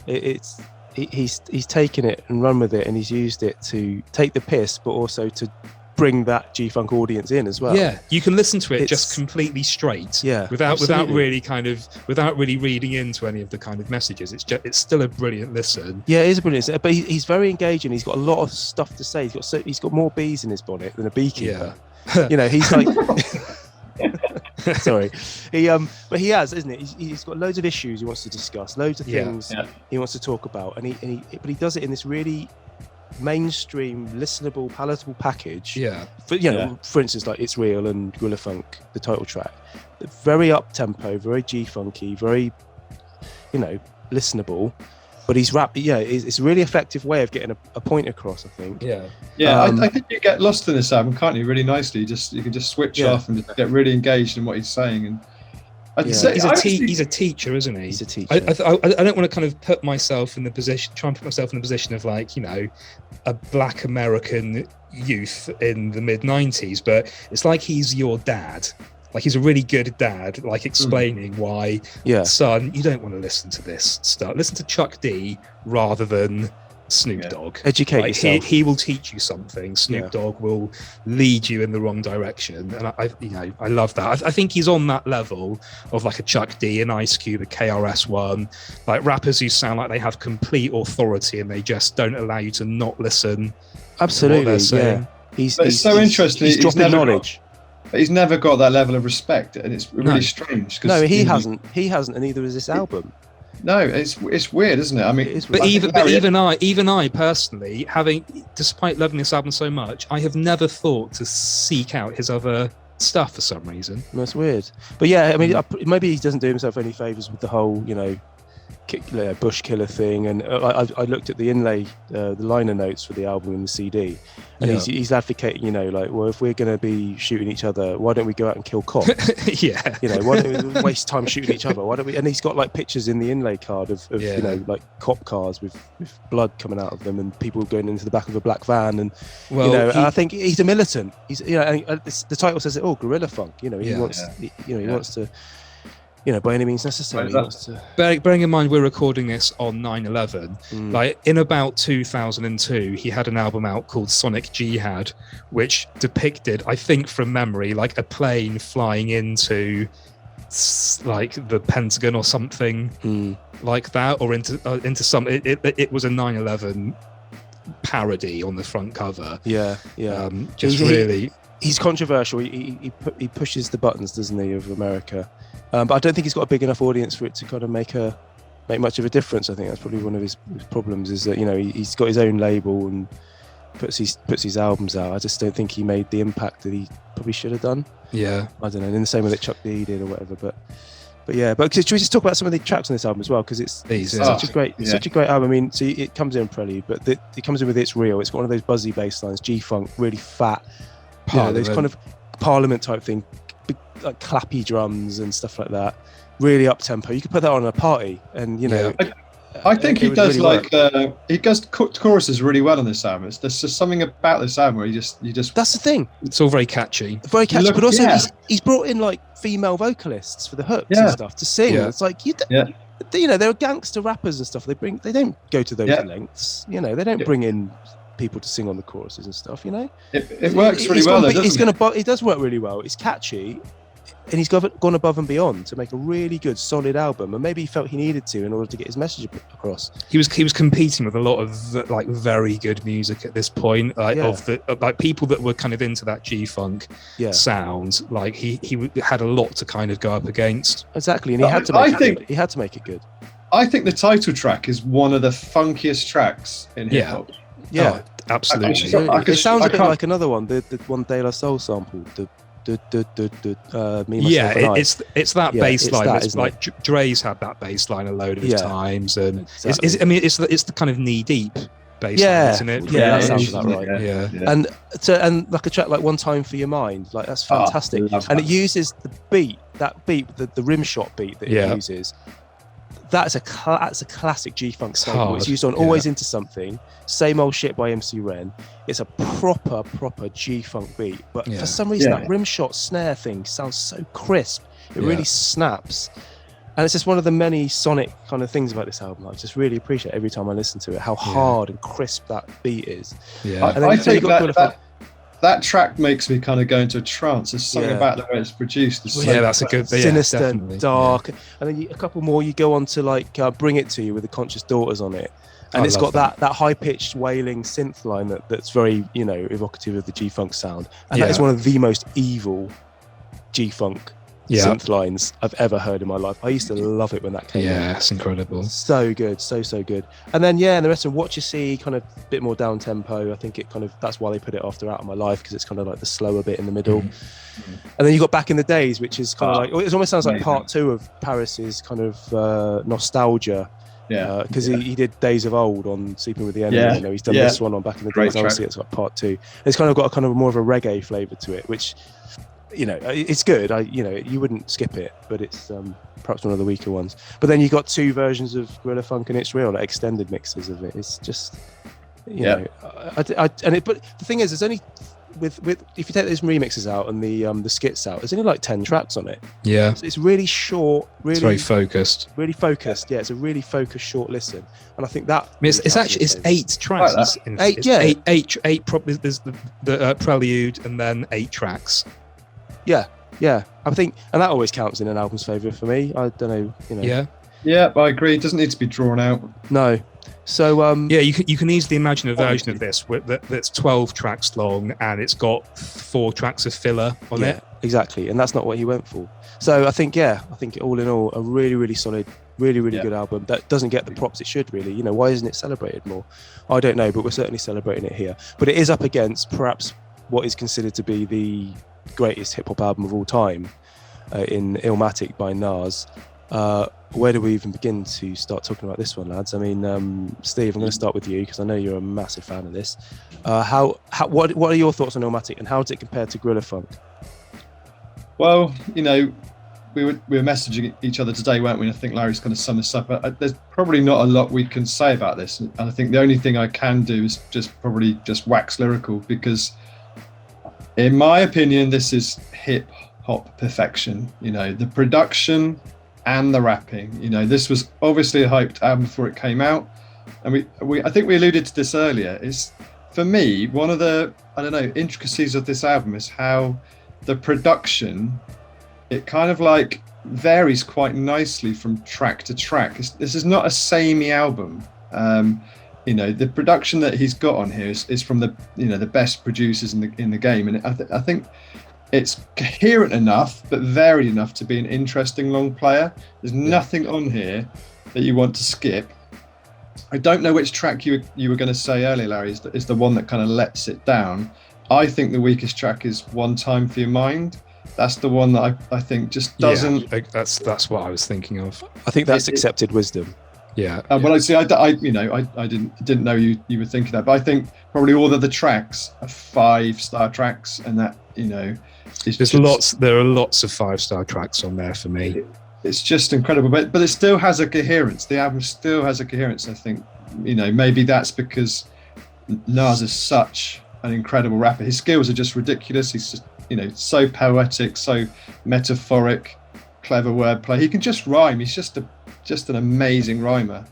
So I think all those things are known. There's no kind of insights there, but it's just magic. When I play this album, it is a masterpiece. It is one of the best of any genre, one of the best albums ever. And for me, it is the best hip hop album ever. It's not necessarily my favorite album ever, but I think it's the best. Interesting. Danny, why don't you go? All right. So, I do love this album. I know you both think I'm going to say I don't love this album, and that's my impression, that you just don't really like it. No, that's absolutely not the case. I was on board with this album from day one. I remember reading the review of it in The Source, the famous 5 mic review. I remember buying it instantly. I remember falling in absolute love with it. I think it is an absolute masterpiece. It's 10 tracks of hip hop perfection, honestly. And if you're looking at rap or hip hop in its technical form, there aren't many. There are very few bad tracks on here. You know, One Time for Your Mind is probably the exception. It's the only one that I kind of ever really skip when I listen to this album. But I don't know. In latter years, I've started to think that it's maybe a little bit overrated. Just from having listened to it and being slightly bored by some of the tracks, like especially like things like New York State of Mind. Now that beat is very simple, very plain, very boring, and he's technically brilliant, and the lyrics are great over the top of it. But I do find that track kind of drags a bit. But Nas's lyrical skill on that track is just phenomenal. Yeah, it's great, but it's hip hop quotable. Is there an element of like over familiarity? There is breeding contempt on this, like because it is so good. You listen to it so much, it kind of starts to lose meaning. Yeah, that is a part of the problem. But they never was the case with Resurrection, for instance. Like I never stopped disliking that because I listened to it too much. I don't know. You're spoilt on this album, though, aren't you? You are. You probably have to appreciate Resurrection a bit more. This one doesn't take any appreciation. This is straight in there, and it's got all my favourite producers on it. You know, it's got Primo, it's got LES, it's got Pete Rock, it's got Large Pete Professor. Rock. Pete Rock, and The World Is Yours. Honestly, that's probably one of my favourite Pete Rock productions of all time. It's absolutely fantastic, and I love that. One Love is phenomenal. Not only the Q-Tip beat, I love that Smiling Billy Sweet sample, but also the lyrics and the concept of the track. Talking to from prison, fantastic. It is amazing. I didn't realise Q-Tip produced that. It doesn't sound like a Q-Tip production. I think the snares do. It's very reminiscent of his stuff. It's very reminiscent of his stuff on the Mobb Deep album as well. It is amazing, amazing production. Yeah, amazing production. Q-Tip is a genius. I'm really struggling here to explain why my view on this album is sort of slightly soured over the years. But I'm going to go back to my original 1994 self, and I'm going to sort of say, yes, I do love this album. It's really tight. I love the fact that it's short and all the tracks are really good. I do love it. But I just I don't think I love it quite as much as you two. Familiarity just breeds contempt, and there's definitely an element of that for me. Like I don't listen to it particularly often. But then I also don't listen to Resurrection very often either. And I think with Resurrection, I am just burnt out on it. I listened to it so hard for so many years that although there are still bits in it that I kind of discover when I listen to it again, I just don't. It's quite rare that I put it on, and I don't put Illmatic on all that often either. I think if you just the very nature of anyone listening to this podcast, they're going to assume that this wins this year, and they probably would think that they would win like a cup. It would win like a Cup Winners' Cup of all the years we've done so far, and I don't think anyone would kind of really argue against that. I think as we said, it's so hard to say anything kind of memorable about the song because it's all been said before and everyone knows it so well. But I think the one thing that hadn't necessarily struck me before is how catchy everything is. Like there's lots of earworms on there, whether it's either the samples, like the loops and the samples they use, like, The World Is Yours, such a catchy little piano hook that he's got in there. Same as NY State of Mind. I know it's simple, but that piano is just sinister. It's just, it's New York, isn't it? That piano, that little piano roll. One Love has got that chorus in it. Memory Lane's got a brilliant chorus and that brilliant kind of like organ sample. Even like that chanted like Represent kind of chorus, if you call it that. Everything's catchy. Like, it ain't hard to tell. It's got that really catchy like Michael Jackson sample. So that's the thing I take from this album. Everything's just catchy on it. That's why it's kind of really sticks in people's memory, I think. Can I just say about It Ain't Hard to Tell? That is my absolute favourite track on the album. But what I think works really well is obviously the Human Nature sample is fantastic on there, but it fades out really nicely, and then Nas kind of flows really, really well kind of afterwards. It kind of merges that sample and him so well, and he's so quotable. I think that It Ain't Hard to Tell beat is awful. Really? Yeah, I think that's. I don't understand why that's held in such reverence. It's really bad. I love that. It's very simple. It's very simple. It takes a pop like Michael Jackson song, but conversely, the lyrics are phenomenal. Like, I don't know any hip hop fan who doesn't know all the lyrics to that, who can't rap along. Vocabulary spills, that kind of stuff. Yeah, all that stuff. It's so rappable, you want to go along with it. But I do think the music is overrated, and I, as a Large Professor fan and a Large Professor beat, I've always thought that was one of his weaker tracks, but it's it's one of his best known. I do wonder the remix though is I much prefer the remix of that track. Yeah, I wonder. Like, Nas has always had a bit of a reputation for poor beat selection, like post this album, which I think is kind of deserved, really. And on here, funnily enough, I was watching like DJ Premier has like a little series of videos on YouTube. I don't know if you've seen them, where he kind of talks about classic beats that he's done. Yeah. I don't know if you've seen the one for Represent, but he talks about it was originally a different beat, and he played it, and it's nowhere near as good as the one that ended up on the album. But after hearing that track, he had heard, I don't know, like The World Is Yours or something like that, and had just thought, I need to do something that's as good as that, or I need to kind of step it up. So he redid the beat for Represent, and then he had to basically pester and beg Nas into having that version of it on there. And if he had the original version, like along with, It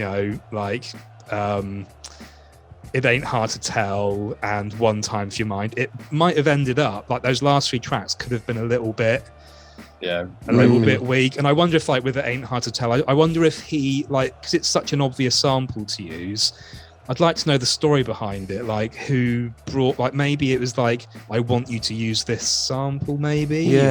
Who knows? Be interesting to know. But yeah, I was going to ask you both actually something else. Well, we always say that the best albums are often one producer, one singular vision of producing. Yeah. This is a kind of a hodgepodge of different producers. Yeah. It's handpicked, and selected some of the best hip hop producers around.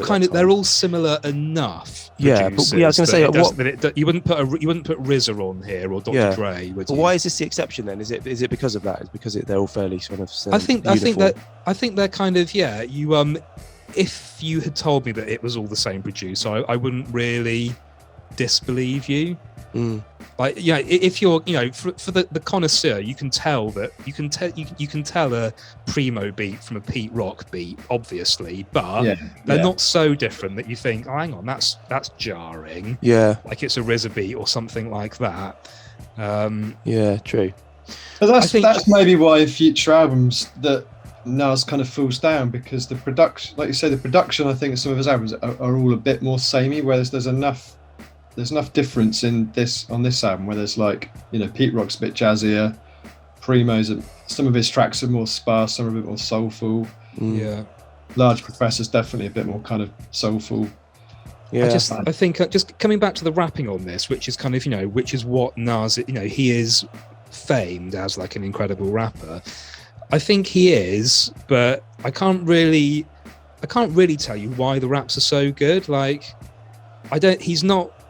I don't think he can beat Common in terms of like pure lyrical ability, either lyrically or in kind of verbal dexterity. But somehow he manages to be better than like Common, or considered better. Considered better. I think it's because of the pictures he paints. But I actually think he is probably I think he is more listenable than Common. I think he's got a great voice. It's just like his flow is just like buttery smooth, and I think it just comes down like he has this incredible ability to, like with Biggie. It's not particularly fussy. Like he just places his syllables perfectly. Like there's a musicality to it, and it was kind of like I was trying to think like it's almost like a jazz musician like playing an instrument and kind of knowing where not to put notes and where to put them. He's got this kind of ability to do that really well. That's the only kind of way I can describe it.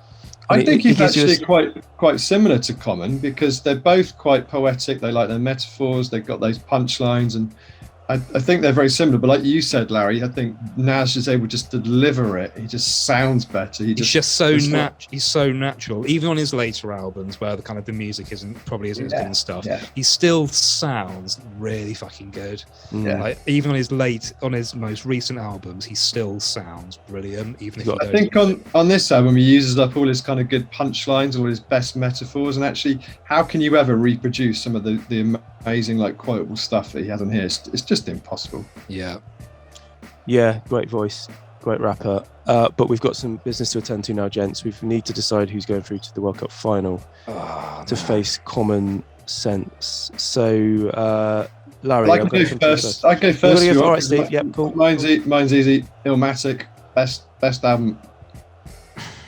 Yeah, Larry. Mine is far from easy. Like I can't put a piece of paper between these two things. Do you want to know the Tru-Skore scores? Briefly. Gorilla Funk, 4.38. Oh. Yeah. Illmatic, 4.52. So Illmatic does come out on top. And I don't know. I think I'm going to have to go with Illmatic. I love Gorilla Funk. It's so difficult. I would put tomorrow, I would put on Gorilla Funk before I put on Illmatic. Yeah. I do listen to Gorilla Funk more than I listen to Illmatic, but it's one of those ones it's such a big album. I can't quite bring myself to place Gorilla Funk over it. I think I do have to go for Illmatic. Yeah. Well done, Larry. I'm exactly the same as you, Larry. I just don't think there's any universe that I could put Gorilla Funk through over Illmatic. I want to almost, but yeah, no, I mean, I'm the same as you. Are you going to vote for Illmatic, Danny? Yeah, I just enjoy listening to Gorilla Funk so much more, but I realise I'm going to put myself back in the shoes of how I felt about Illmatic back in '94, and I just don't think there's a universe I can cannot put it through. I'm going to vote for Illmatic, which is a 3-0 win for Illmatic, which is probably as it should be. But I want to recognise that Gorilla Funk is a fantastic album. I thought you were going to go for Gorilla Funk, Danny, and there was half of me that thought that I was going to go for it as well. But when you put them both on paper, you got them in front of you, you think, I can't do it. We would be laughed out of hip hop club, wouldn't we, if we put it through? And I know we're not basing it on that. That's not how we work here. But I do think that. No, I think my hesitation over Nas has been tainted in more recent years, but I think 1994 me would have just put this through no question. So I'm going to do it. I'm going to do that. So that's. I think I'll sleep easier tonight knowing that I've put Illmatic through. Me too. Yeah. Okay, cool. So that completes the lineup for the 1994 Hip Hop World Cup final. It is going to be Common Sense Resurrection versus Nas Illmatic. Join us after this, where we're going to play it out.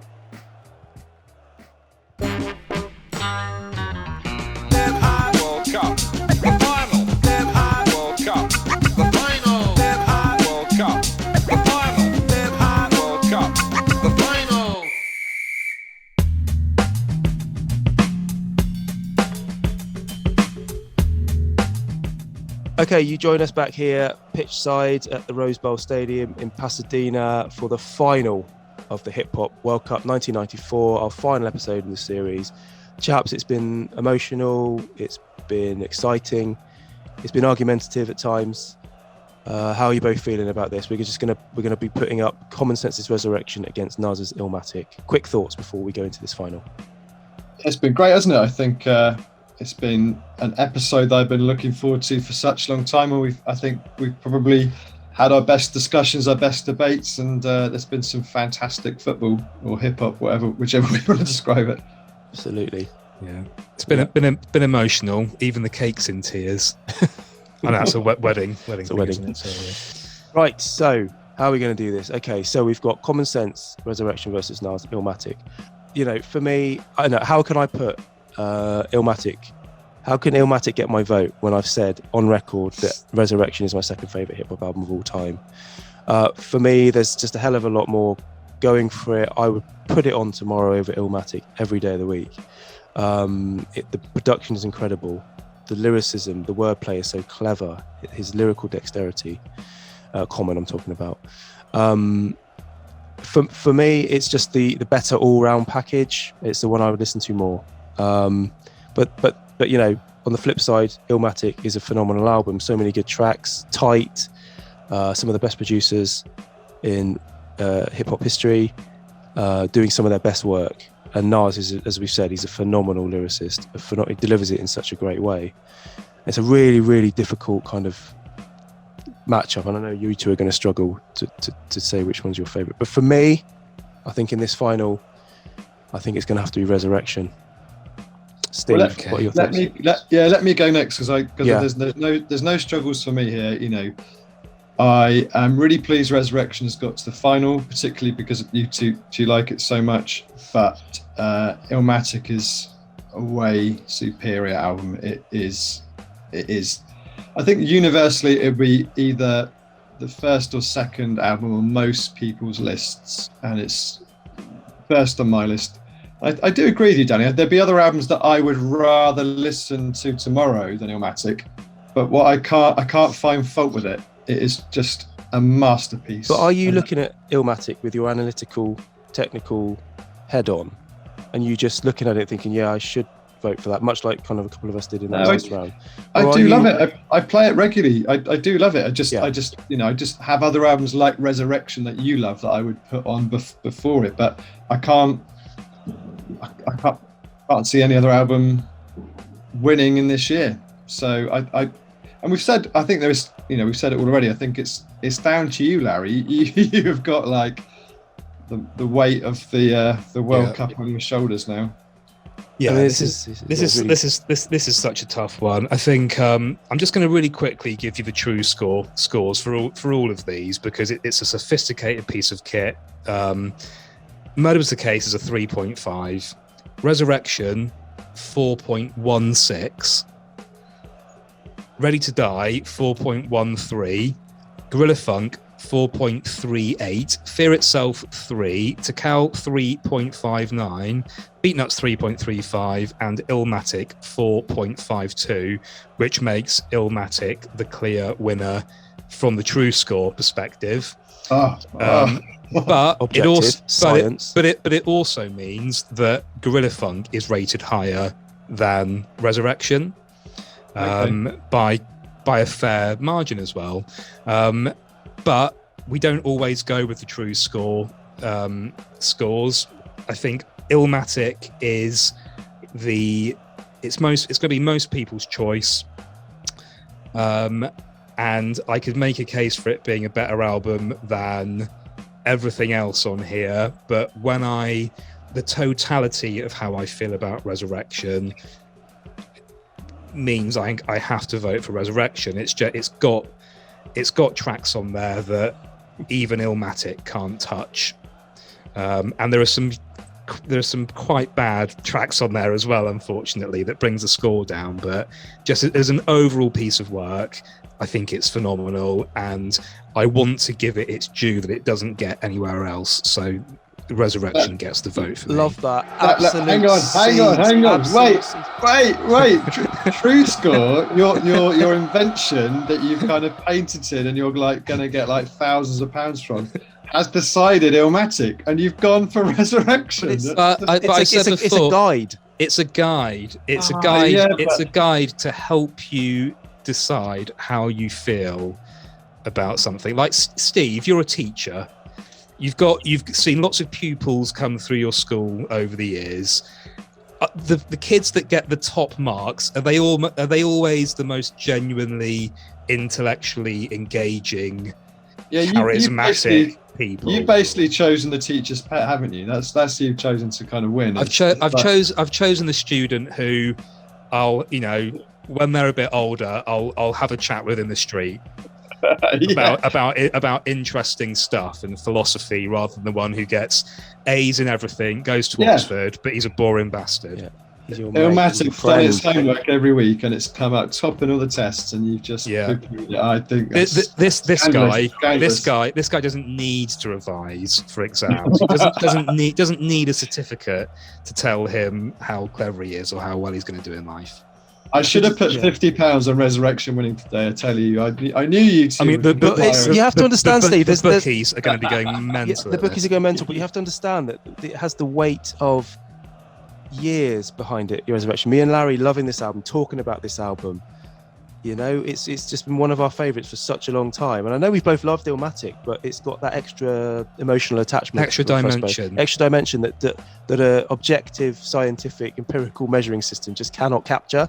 No, and that's where it's science versus philosophy. Yeah, science versus philosophy. There was just a little bit of me who was thinking, Larry, I've got a hope here. The Larry and Tru-Skore could come through. Do you know what? I was when I saw the scores come out, I thought I have to go for Illmatic, and I made a case for myself for voting for Illmatic, and on another day I would have.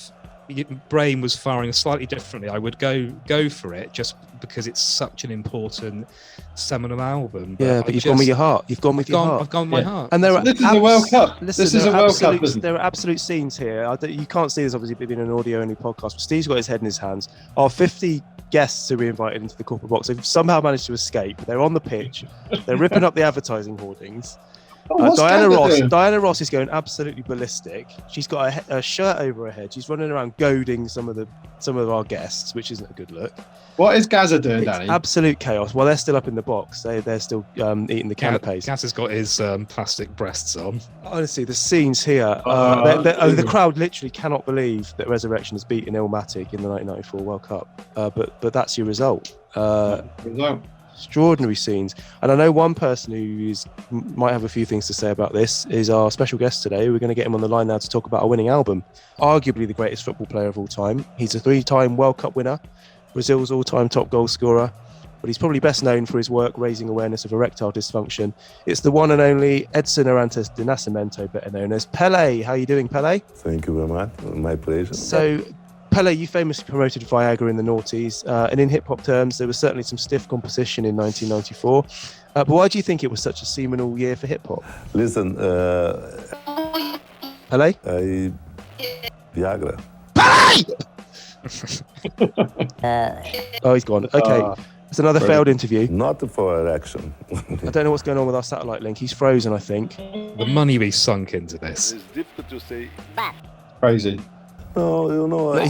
No, he's gone. Okay. Oh, I'm so sorry, lads. This has not been a successful series in terms of interviews. But that one would have made up. I've made promises our technology just have not been able to keep. If we do another series, you want to get the guys at Tru-Skore onto the technical side of this because they are wizards. Yeah, could they develop something? I expect they could. I expect they could develop an app or something like, or a machine. Right, it's a deal. Series kind of hybrid. Series 2, we're getting the Tru-Skore guys involved. Right, it's a deal. Yeah. Okay, cool. Right, so listen. Do you agree with our winning album or disagree? A lot of controversy in this one. A shock result. I know Steve's shaking his head. He doesn't quite agree. But either way, hit us up on Twitter and Instagram at Hip Hop World Cup if you want to share your thoughts or just talk 90s hip hop in general. But for now, thank you for listening to all the episodes in this series. And we're ghosts like Patrick Swayze. Peace. A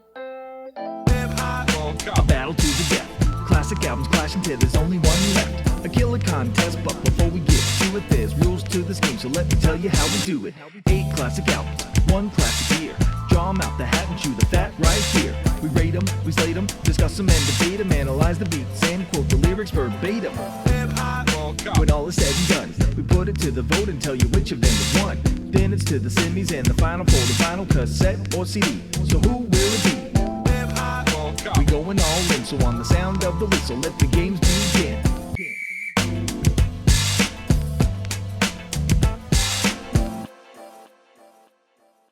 Hello? Viagra. Hello? Viagra. Hello? Viagra. Hello? Viagra. Hello? Viagra.